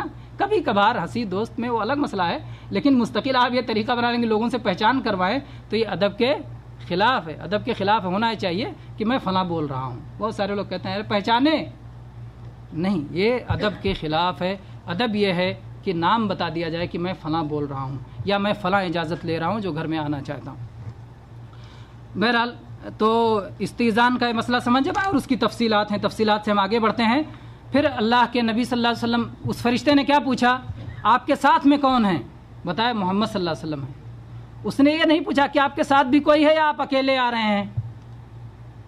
اس سے معلوم ہوتا ہے کہ آسمان یا تو اتنا باریک ہے کہ نظر آتا ہے کہ کوئی ساتھ میں ہے، اور یا تو پھر نبی صلی اللہ علیہ وسلم کے ساتھ رہنے کی وجہ سے کچھ ایسی نورانیت اور برکت کا احساس ہو رہا تھا کہ لگ رہا تھا کہ کوئی ساتھ میں ہے، اور اس کی وجہ سے فرشتے نے پوچھا ساتھ میں کون ہے آپ کے؟ تو دونوں وجہ ہو سکتی ہے، کوئی بھی وجہ ہو، بہرحال پوچھا اور بتایا کہ میرے ساتھ محمد صلی اللہ علیہ وسلم ہے۔ اور اس کے بعد یہ نہیں پوچھا کہ محمد صلی اللہ علیہ وسلم کو اندر آنے کی اجازت ہے، یہ نہیں پوچھا۔ کیوں نہیں پوچھا؟ اس لیے کہ اللہ تبارک و تعالیٰ کے قاصد ہیں جبریل علیہ السلام، اور جب قاصد ساتھ میں ہو تو چوکیدار کو یہ پوچھنے کی اجازت نہیں ہے۔ جب مالک کا قاصد ساتھ میں ہو تو چوکیدار کو نہیں پوچھنا چاہیے کہ آپ کو تو اجازت ہے، ان کو اجازت ہے کہ نہیں۔ جب قاصد ساتھ میں ہے تو ان کو اجازت ہے، ان کو اجازت ہے۔ تو اس طرح سے اللہ کے نبی کریم صلی اللہ علیہ وسلم داخل ہوئے۔ اس کے بعد میں پہلے آسمان پر جب پہنچے تو فرشتے نے پہلے ہی کہا مرحبا۔ عربی کے الفاظ کیا ہیں وہاں؟ مرحبا، ہم لوگ ترجمہ کر لیتے ہیں خوش آمدید۔ اس سے یہ بھی معلوم ہوتا ہے کہ کوئی آنے والا آپ کے یہاں آئے تو سلام کے بعد مرحبا کہنا سنت ہے نا۔ السلام علیکم، وعلیکم السلام، مرحبا، آئیے، خوش آمدید۔ اس کے بعد میں پھر اللہ کے نبی کریم صلی اللہ علیہ وسلم کہتے ہیں وہاں میرے سامنے آدم علیہ السلام تھے۔ جبریل علیہ السلام نے تعارف کروایا اور کہا یہ آپ کے باپ آدم ہیں، ان سے سلام کیجیے۔ اللہ کے نبی آگے بڑھے اور آپ نے سلام کیا، اور اس کے بعد آدم علیہ السلام نے کہا نیک بیٹے اور نیک نبی کو مرحبا ہو۔ اور اس کے بعد میں پھر جو ہے آدم علیہ السلام کے کچھ دائیں روحیں تھیں، کچھ بائیں روحیں تھیں، اور جب دائیں آپ دیکھتے تھے تو خوش ہو جاتے تھے، ہنس پڑتے تھے، اور بائیں دیکھتے تھے تو غمگین ہو جاتے تھے، رو پڑتے تھے۔ جبریل علیہ السلام نے بتایا کہ یہ دائیں جو روحیں ہیں یہ اہل جنت کی روح ہے، اور جو بائیں روحیں ہیں یہ جہنمیوں کی روح ہے، اور اس کو جب جنتیوں کو دیکھتے ہیں تو خوش ہو جاتے ہیں، اور جب جہنمیوں کو دیکھتے ہیں تو غمزدہ ہو جاتے ہیں۔ اور ظاہر بات ہے کوئی بھی سعادت مند باپ، اگر آپ کے 2 بیٹے ہیں یا ایک سے زیادہ بیٹے ہیں، اور ایک بیٹا سعادت مند اور خوش نصیب ہے، خوش بخت ہے، اور ایک بیٹا بدبخت ہے، تو آپ جب اپنے خوش نصیب بیٹے کو دیکھتے ہیں تو آپ خوش ہو جاتے ہیں، اور جب بدبخت کو دیکھتے ہیں تو غمزدہ ہو جاتے ہیں۔ تو ایسے ہی آدم علیہ السلام بھی اپنی اولاد میں سے ان لوگوں کو جو اللہ کے فرما بردار ہیں، اور اللہ کی فرما برداری اور اطاعت کی وجہ سے، ایمان کی وجہ سے، توحید کی وجہ سے جو لوگ جنت کے مستحق ہوں گے، ان کو دیکھ کر کے خوش ہوں گے کہ یہ میری اولاد ہے کہ جنہوں نے میری ناک نہیں کٹوائی۔ آدم علیہ السلام نے کیا وعدہ کیا تھا اللہ تعالیٰ سے کہ اللہ دنیا میں جاؤں گا اور تیرے پیغام پہ عمل کروں گا. میں نے جیسے غلطی کر لی، یہاں درخت کا پھل کھا لیا، دنیا میں ایسا نہیں ہونے پائے گا. تو ایسے لوگ جو آدم علیہ السلام کی اس عہد میں کمی کرتے ہیں اور آدم علیہ السلام کی اس عہد کی تکمیل میں نقص کا سبب بنتے ہیں، ظاہر بات ہے آدم علیہ السلام جب ان کو دیکھیں گے تو غمزدہ ہو جائیں گے اور اس کی وجہ سے وہ روئیں گے، جیسا کہ حدیث معراج میں بات آئی. پھر اس کے بعد میں اللہ کے نبی کریم صلی اللہ علیہ وسلم کو لے کر کے جبریل علیہ السلام دوسرے آسمان پہ جاتے ہیں. وہاں بھی یہی واقعہ ہوتا ہے، دروازہ کھٹکھٹایا جاتا ہے، سوال کیا جاتا ہے کون ہے، جواب دیا جاتا ہے میں جبریل ہوں. آپ کے ساتھ میں کون ہے؟ میرے ساتھ محمد صلی اللہ علیہ وسلم ہے. کیا ان کو بلایا گیا ہے؟ ہاں انہیں بلایا گیا ہے.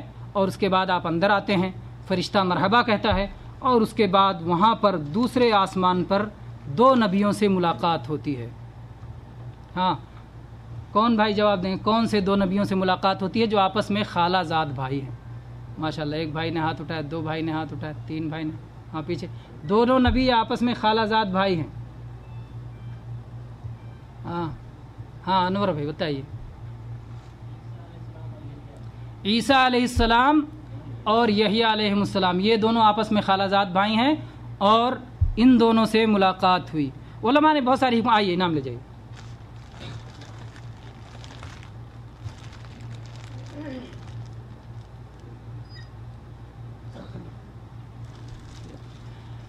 علماء نے اس میں جو ہے بہت سارے نقطے اس میں بیان کیے ہیں کہ آدم علیہ السلام سے پہلے آسمان پہ کیوں ملاقات ہوئی، پھر دوسرے پہ ان سے کیا، اور اس سے اللہ کے نبی صلی اللہ علیہ وسلم کو کیا پیغام دینا مقصود تھا.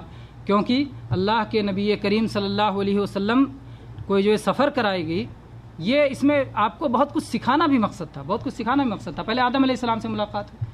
آدم علیہ السلام جنت میں رہ چکے تھے کچھ دن تک اور اس سے مانوس ہو گئے تھے. جب آدمی ایک جگہ رہ جاتا ہے تو اس کو چھوڑنا بہت بھاری پڑتا ہے. جب جنت چھوڑنا پڑا آپ کو تو کتنی تکلیف ہوئی.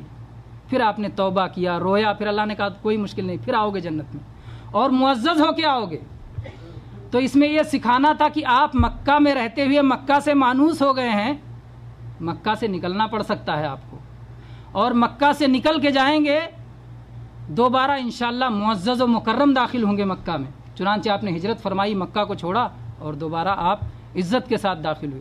اور اس طرح سے جو ہے پھر آگے بہت سارے نبیوں پہ بہت ساری حکمت کی باتیں علماء نے لکھی ہیں. آگے بڑھتے ہیں. بہرحال واقعہ کیا ہوا، ان دونوں نبیوں سے ملاقات ہوئی کسے آسمان پر؟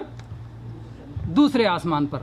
پھر تیسرے آسمان پر لے کر گئے جبریل علیہ السلام، وہاں پر یوسف علیہ السلام سے ملاقات ہوئی.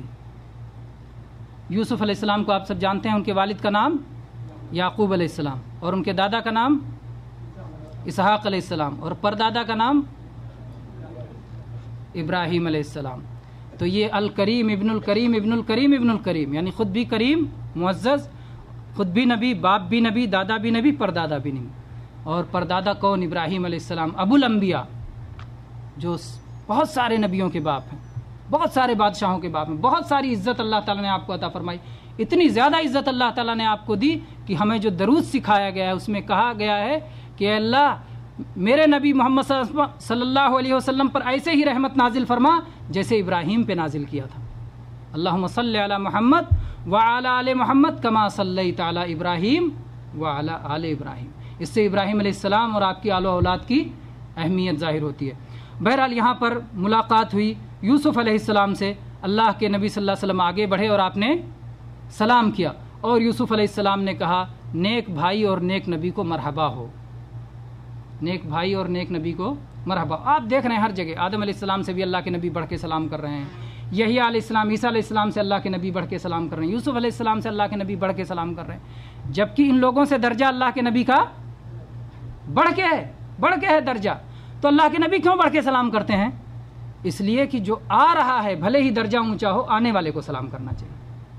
اگر آپ کسی کے گھر جا رہے ہیں تو آپ کو بڑھ کے سلام کرنا چاہیے، بھلے ہی آپ اس سے زیادہ صاحب فضل و کمال ہوں.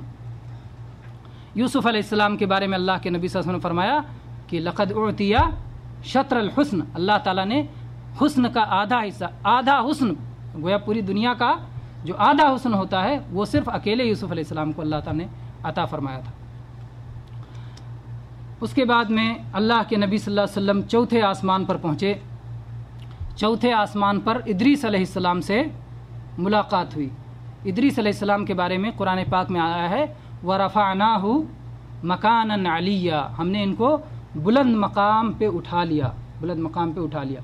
इसकी बुनियाद पर बाज़ इसराइली रवायत बाज़ लोग ये पेश करते हैं कि उनको ज़िंदा ज़मीन से आसमान पे उठाया गया, फिर उनकी वहाँ रूह कब्ज़ हुई, और बाज़ लोग कहते हैं कि अभी तक ज़िंदा हैं। ये बातें जो इसराइली रवायत है, इसराइली रवायात की तस्दीक भी हो सकती है और तकज़ीब भी हो सकती है।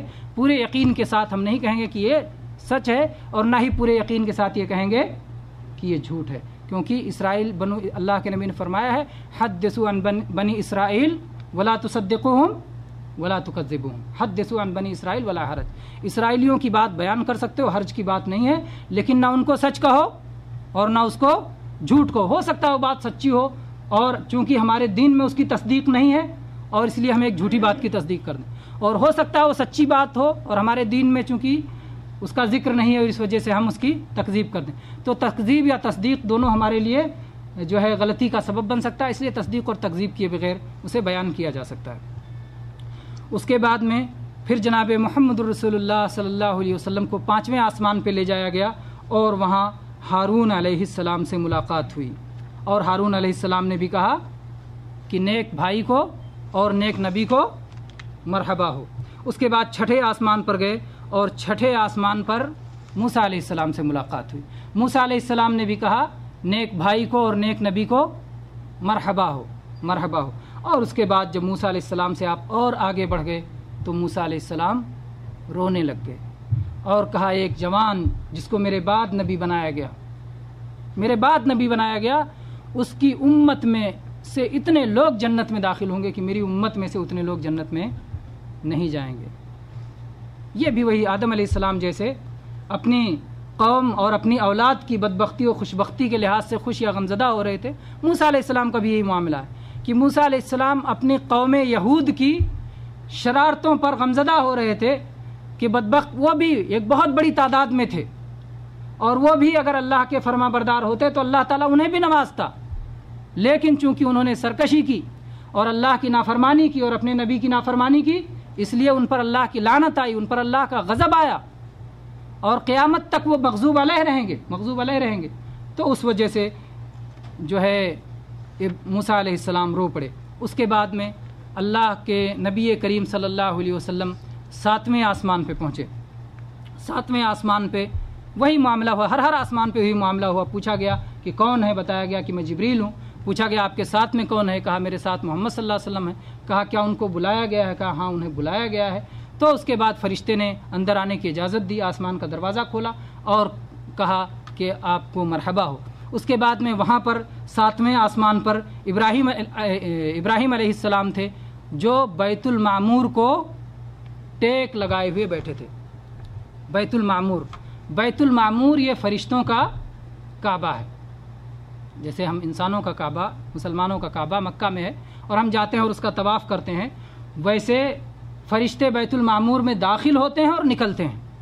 बैतुल मामूर के अंदर दाखिल होते हैं और निकलते हैं, और रोज़ाना 70,000 फरिश्ते उसमें दाखिल होते हैं और निकलते हैं, और क़यामत तक उनकी बारी आने वाली नहीं। इससे मालूम होता है फरिश्तों की एक बहुत बड़ी तादाद है। वमा यअलमु जुनूद रब्बिका इल्ला हू, अल्लाह के लश्करों को अल्लाह के सिवा कोई नहीं जानता।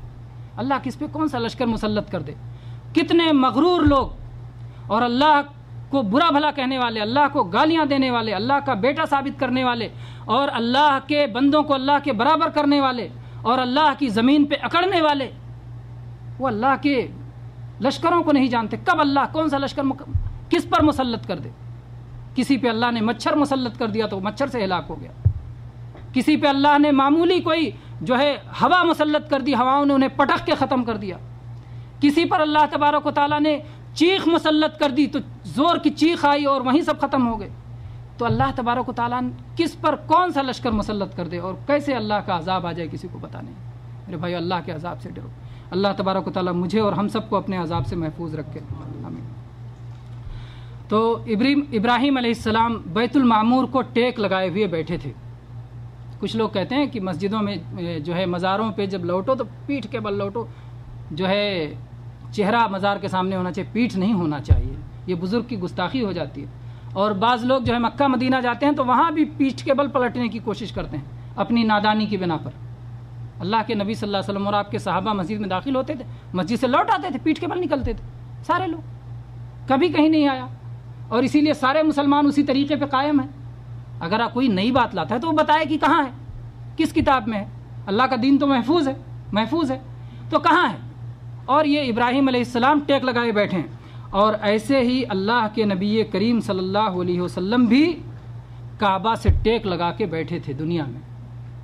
کوئی یہ نہ کہے کہ یہ تو آسمان کی بات ہے, یہ تو معراج کی بات ہے, یہ تو پچھلے نبی کی بات ہے. نہیں, خود نبی کریم صلی اللہ علیہ وسلم کعبہ سے ٹیک لگا کے پیٹھ لگا کے بیٹھے ہوئے تھے. یہ مسند احمد میں عبداللہ ابن عمر رضی اللہ عنہ کی صحیح حدیث ہے. عبداللہ ابن عمر بن عاص رضی اللہ عنہ کی حدیث ہے, مسند احمد میں صحیح ہے کہ اللہ کے نبی کعبہ سے ٹیک لگا کے بیٹھے تھے. تو بہرحال کہنا ہے کہ پیٹھ ہو جانا یہ توہین اور گستاخی نہیں ہے. اپنی طرف سے ہم کو احترام کی چیزیں نہیں بنانا چاہیے کہ اپنے آپ کو مشقت میں ڈالو. اللہ کے نبی صلی اللہ علیہ وسلم تو مشقت کی بیڑیاں کاٹنے کے لیے آئے تھے, اور ہم مشقت کی بیڑیاں اپنے اوپر پھر ڈال لیں تو یہ انتہائی غلط بات ہوگی. بہرحال ابراہیم علیہ السلام بیت المعمور کو ٹیک لگا کے بیٹھے تھے. اللہ کے نبی صلی اللہ علیہ وسلم آگے بڑھے اور آپ نے سلام کیا. ابراہیم علیہ السلام نے کہا نیک بیٹے کو اور نیک نبی کو مرحبا ہو. ابراہیم علیہ السلام نے نیک بیٹا کہا, کیوں؟ کتنے لوگ اس کا جواب جانتے ہیں؟ ماشاء اللہ, بہت سارے لوگ اس کا جواب جانتے ہیں. ہاں شفیع بھائی, کیا جواب ہے؟ کیوں ابراہیم علیہ السلام نے نیک بیٹا کہا اللہ کے نبی کو؟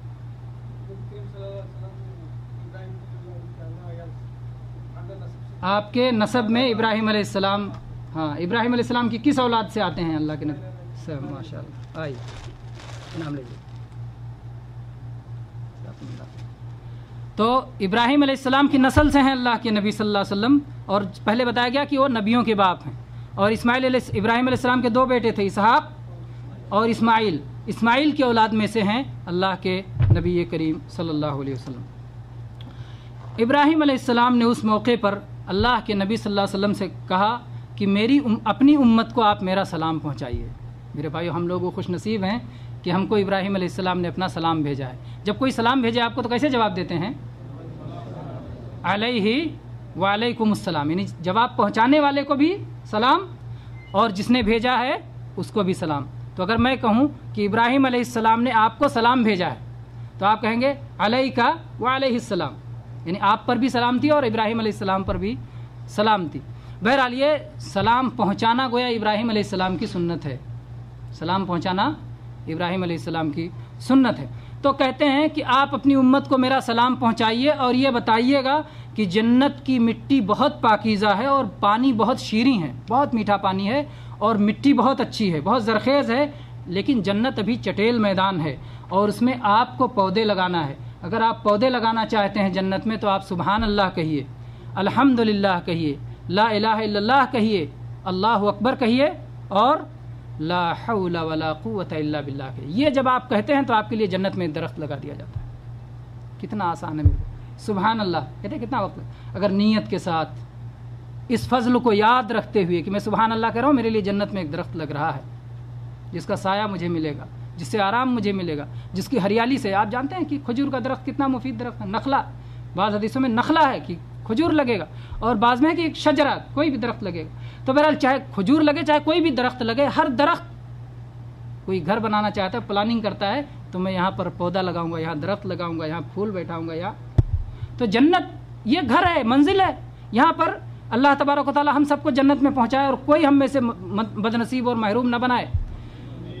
وہاں پہ جنت میں پودے لگانے کے لیے سبحان اللہ, الحمدللہ, لا الہ الا اللہ, اللہ اکبر, اور یہ سب چیزیں ابراہیم علیہ السلام کا پیغام ہے. اللہ کا ذکر کریں, اللہ کو یاد کریں, اور اللہ کے ذکر سے جو ہے شیطان بھی دور بھاگتا ہے, دل کو بھی قوت ملتی ہے, اور اللہ کی خوشنودی بھی حاصل ہوتی ہے, اور فکر و غم بھی دور ہوتا ہے, اور دل میں سرور بھی پیدا ہوتا ہے, اطمینان بھی حاصل ہوتا ہے.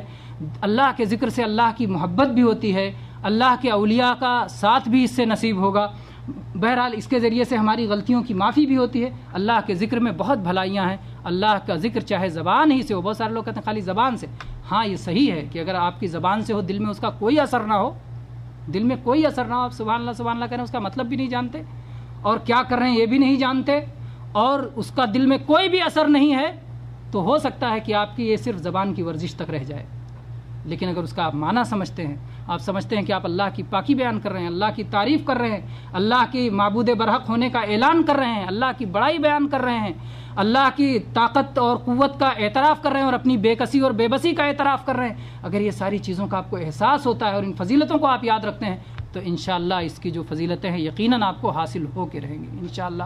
کیونکہ نبی صلی اللہ علیہ وسلم کی بات ایسے ہی یقین، اس کا نتیجہ ایسے ہی یقینی حاصل ہوتا ہے جیسے شکر کو پانی میں ڈالو تو پانی یقیناً میٹھا ہوگا، ویسے ہی یہ فضائل یقیناً حاصل ہوں گے اگر ہمارے اندر کوئی کمی نہ ہو. جن کمیوں سے ہمیں روکا گیا ہے ان کمیوں کو بھی ہمیں ختم کرنا ہے. بہرحال میرے بھائیوں، پھر جناب محمد الرسول اللہ صلی اللہ علیہ وسلم ابراہیم علیہ السلام سے آگے بڑھے اور آپ کو سدرۃ المنتہا تک لے جایا گیا. سدرہ ایک اس کو کہتے ہیں عربی میں بیری کا درخت، اور منتہا جو انتہا ہے یعنی جہاں پر ختم ہو جاتی ہے سرحد. گویا فرشتے جو اللہ کی طرف جاتے ہیں، اعمال جو جاتے ہیں، سب وہاں پر ختم ہو جاتے ہیں، اس سے آگے کوئی نہیں جا سکتا ہے.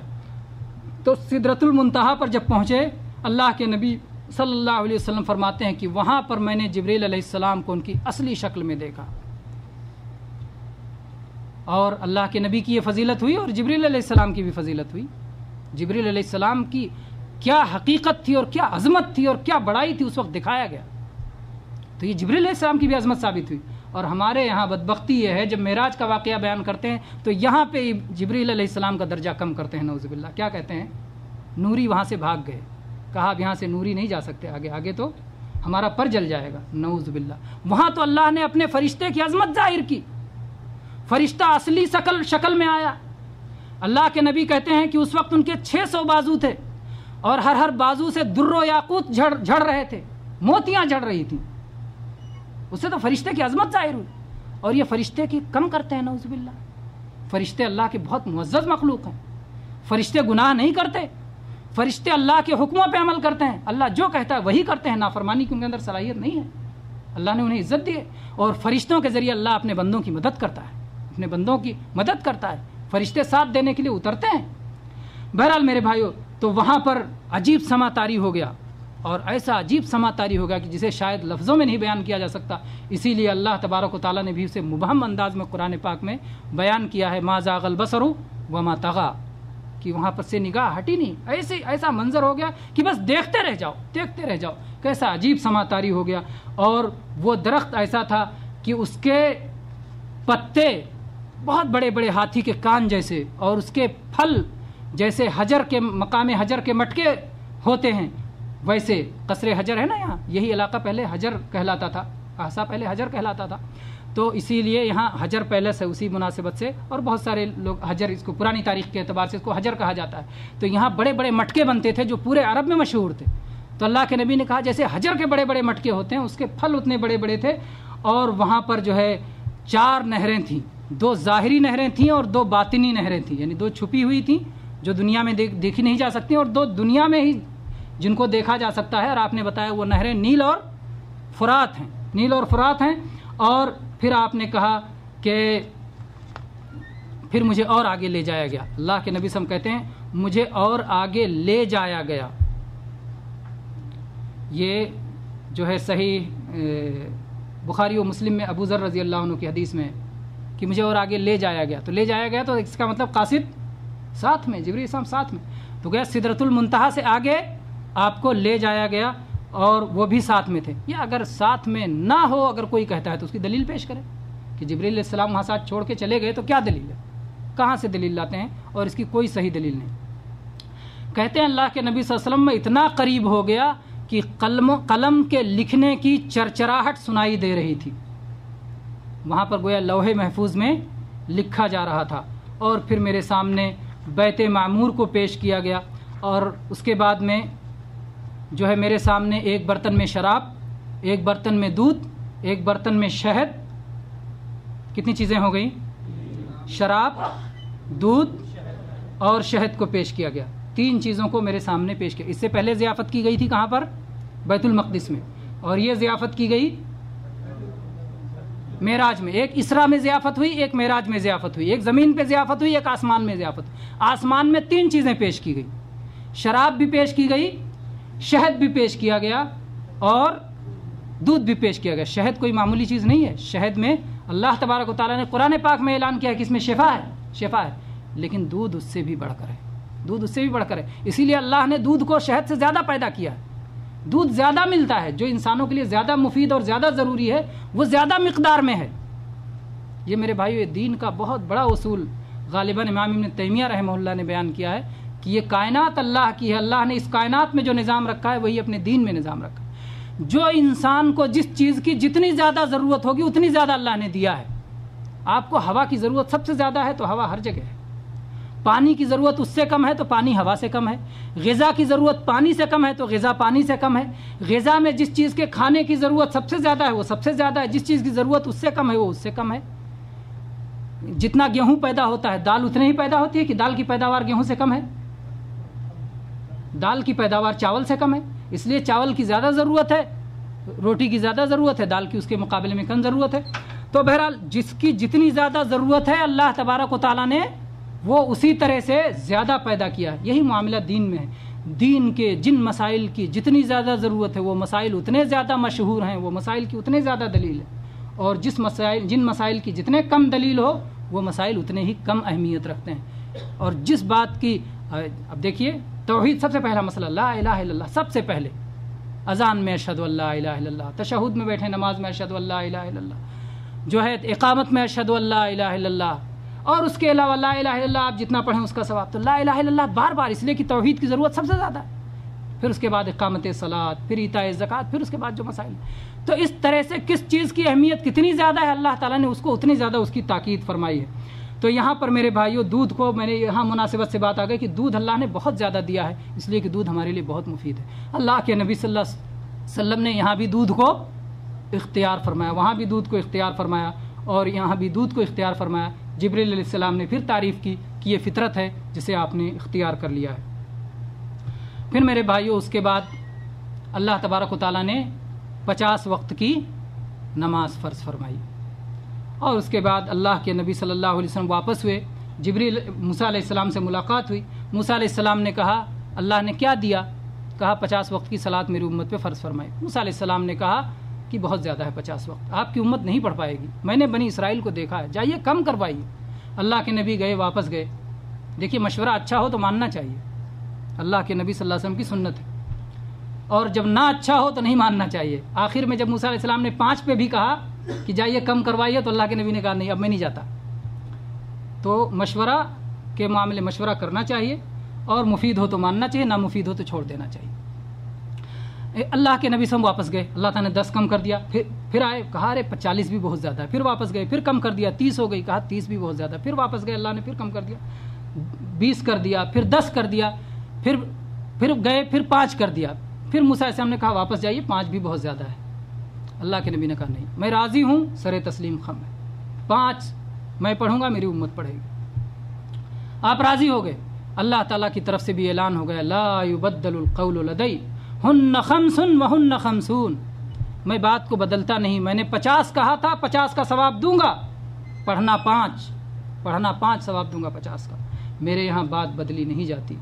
تو بہرحال یہ اللہ تبارک و تعالیٰ کی طرف سے یہ رحم و کرم ہوا، اور اللہ کے نبی صلی اللہ علیہ وسلم اور موسیٰ علیہ السلام کو اللہ تبارک و تعالیٰ دونوں کو جزائے خیر دے کہ ان لوگوں نے ہمارا خیال رکھا، اور اللہ کے نبی صلی اللہ علیہ وسلم اور انبیاء اپنی امتوں پہ بڑے مہربان ہوتے ہیں، بڑے شفیق ہوتے ہیں، اور امت کا وہ خیال رکھتے ہیں۔ تو اللہ تبارک و تعالیٰ ان کو ایسے ہی جزا عطا فرمائے، آمین۔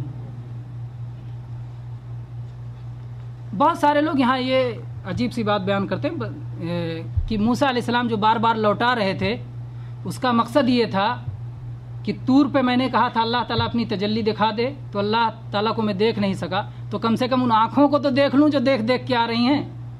استغفر اللہ، یہ اپنی طرف سے بنائی ہوئی کہانی، یہ اپنی طرف سے کیسے؟ پہلی بات یہ کہ اللہ کے نبی نے دیکھا اللہ کو، یہ خود اختلافی مسئلہ ہے، اور صحیح بات یہ ہے کہ اللہ کے نبی نے نہیں دیکھا۔ اللہ کے نبی صلی اللہ علیہ وسلم فرماتے ہیں نور انا ارا، اللہ تو نور ہے، میں اسے کیسے دیکھ سکتا ہوں؟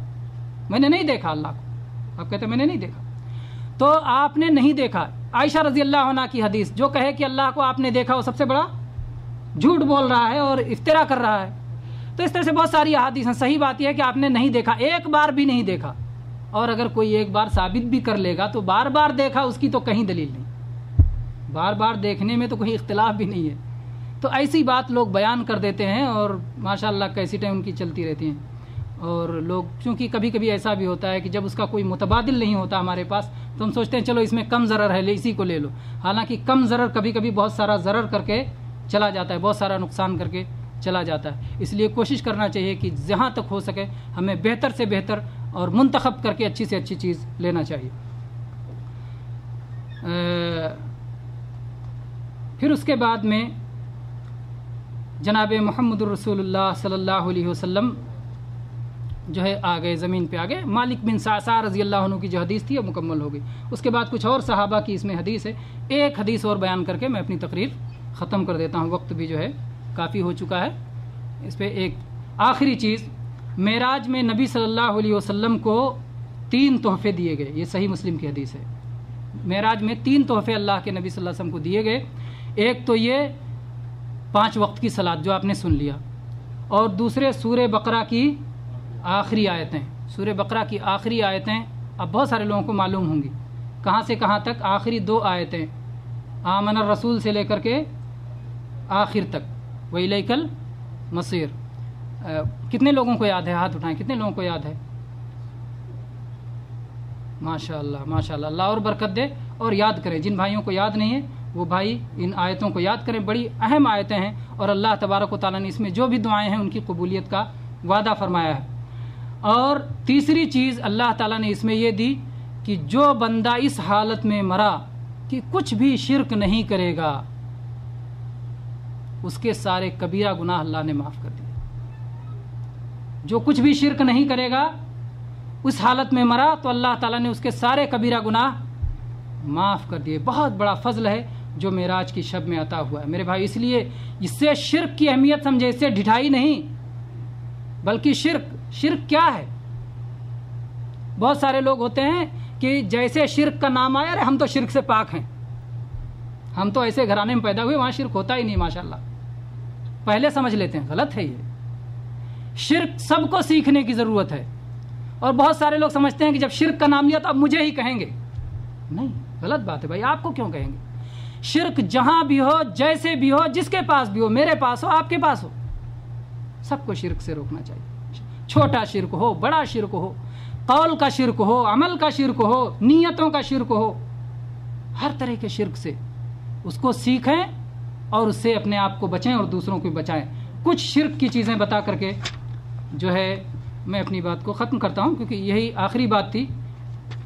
سب سے بڑا شرک عبادت کا شرک یا دعاؤں کا شرک ہے، دعاؤں کا شرک جس میں طلب کیا جاتا ہے، اور جو بڑی معروف چیز ہے، یا غوث مدد، یا رسول مدد، یا علی مدد، یا حسین مدد، یہ سب دعا ہے جو غیر سے کیا جا رہا ہے۔ یہ کھلم کھلا صریح اور بڑا شرک ہے، جس کی وجہ سے آدمی اسلام سے باہر نکل جاتا ہے۔ کسی اور کے لیے رکوع کرنا، کسی اور کے لیے سجدہ کرنا، کسی اور کے لیے قیام کرنا، کسی اور کا دل اپنے دل میں کسی اور کا ڈر رکھنا جیسے اللہ کا ڈر رکھتے ہیں، کسی اور سے امید لگانا جیسے اللہ سے امید لگاتے ہیں، کسی اور سے فریاد کرنا، کسی اور سے مدد طلب کرنا، کسی اور کو مشکل کشا اور حاجت روا سمجھنا، یہ ساری چیزیں عبادتیں اگر کسی اور کے نام پہ چڑھاوے چڑھانا، اپنا مال خرچ کرنا، نظر و نیاز دینا اللہ کے نام پہ جو کیا جاتا ہے، تو عبادت کی کوئی بھی شکل غیر اللہ کو دے دینا، یہ شرک اکبر کا بہت بڑا حصہ ہے۔ تعویذ پہننا، کڑا، چھلا، دھاگا، یہ ساری چیزیں پہننا، یہ سب اسی میں آتا ہے۔ درختوں سے تبرک لینا، پتھروں سے تبرک لینا، قبروں سے تبرک لینا، یہ سب اسی میں آتا ہے، عبادت کے شرک میں سے آتا ہے۔ یہ سب سے شرک سے ہمیں بچانا چاہیے۔ نیت و ارادہ کا شرک میرے بھائیوں، سب سے پہلے میں، پھر آپ سب اپنے اپنے دل میں غور کریں۔ کہیں ایسا تو نہیں کہ ہم جو کچھ کرتے ہیں اس سے ہمیں جنت مقصد نہیں، جہنم مقصد نہیں، اللہ کی رضا مقصد نہیں، کچھ اور مقصد ہے؟ کہیں دنیا تو مقصد نہیں؟ اگر دنیا مقصد ہو تو یہ شرک آ گیا نیت میں۔ اگر اللہ کے سوا شہرت مقصد ہے تو شرک آ گیا۔ بہت یہ شرک اصغر، خفی شرک خفی، چھپا ہوا شرک۔ اللہ کے نبی نے اپنی امت پہ سب سے زیادہ ڈرتے تھے اس بات سے۔ ریا کو آپ نے شرک قرار دیا، دکھاوا تو نہیں ہے ہمارے اندر۔ ہم سب غور کریں میرے بھائی، سب کی اصلاح کی ضرورت ہے، سب کی سدھار کی ضرورت ہے۔ اللہ تعالی ہم سب کو جو ہے ہم سب کی اصلاح فرمائے، ہدایت فرمائے۔ ایسا تو نہیں کہ ہم کوئی نیک کام کر رہے ہیں تو اس سے صرف مال کمانا مقصد ہے، ایسا تو نہیں کہ کوئی ہم نیکی صرف اس وجہ سے کرتے ہیں کہ ہمیں یہ مجبوری ہے کرنا، اللہ کی رضا کے لیے نہیں کر رہے ہیں، تو ہر کام ہمارا اللہ کی رضا کے لیے ہو، ورنہ یہ بھی شرک میں جاتا ہے۔ ایسے ہی میرے بھائیوں، ایسا تو نہیں کہ ہم عمل تو بڑا نیک کر رہے ہیں اور نیک نیتی سے بھی کر رہے ہیں، لیکن ساتھ میں کوئی ایسا کام بھی کر رہے ہیں کہ وہ اس کو مٹا دیتا ہے۔ شرک کیا کرتا ہے؟ عمل کو مٹا دیتا ہے۔ آپ نے وہ آیت سنی، لئن اشرکت لیحبطن عملک، اے اللہ کے نبی آپ بھی شرک کریں گے تو آپ کا عمل مٹ جائے گا۔ ایسے ہے کہ آپ نے پیسہ کمایا اور بعد میں آگ لگا دیا، آپ نے نیکی کیا لیکن شرک سے مٹا دیا، تو ایسا تو نہیں کہ کوئی شرک ہم سے ہو رہا ہے۔ اس لیے شرک کو سیکھیں اور توحید کو بھی سیکھیں۔ شرک چھوڑنا ہی اہم نہیں ہے، شرک چھوڑ کے توحید پہ چلنا اہم ہے، جن چیزوں کا حکم دیا گیا اس پہ چلنا زیادہ اہم ہے، زیادہ اہم ہے۔ اللہ تبارک و تعالی ہم سب کی اصلاح فرمائے اور ہر برائی سے اور سب سے بڑی برائی شرک سے محفوظ رکھے اور ہر نیکی کی توفیق دے، سب سے بڑی نیکی توحید کی توفیق عطا فرمائے۔ آمین۔ وآخر دعوانا الحمدللہ رب العالمین وصلی اللہ علی نبینا وسلم۔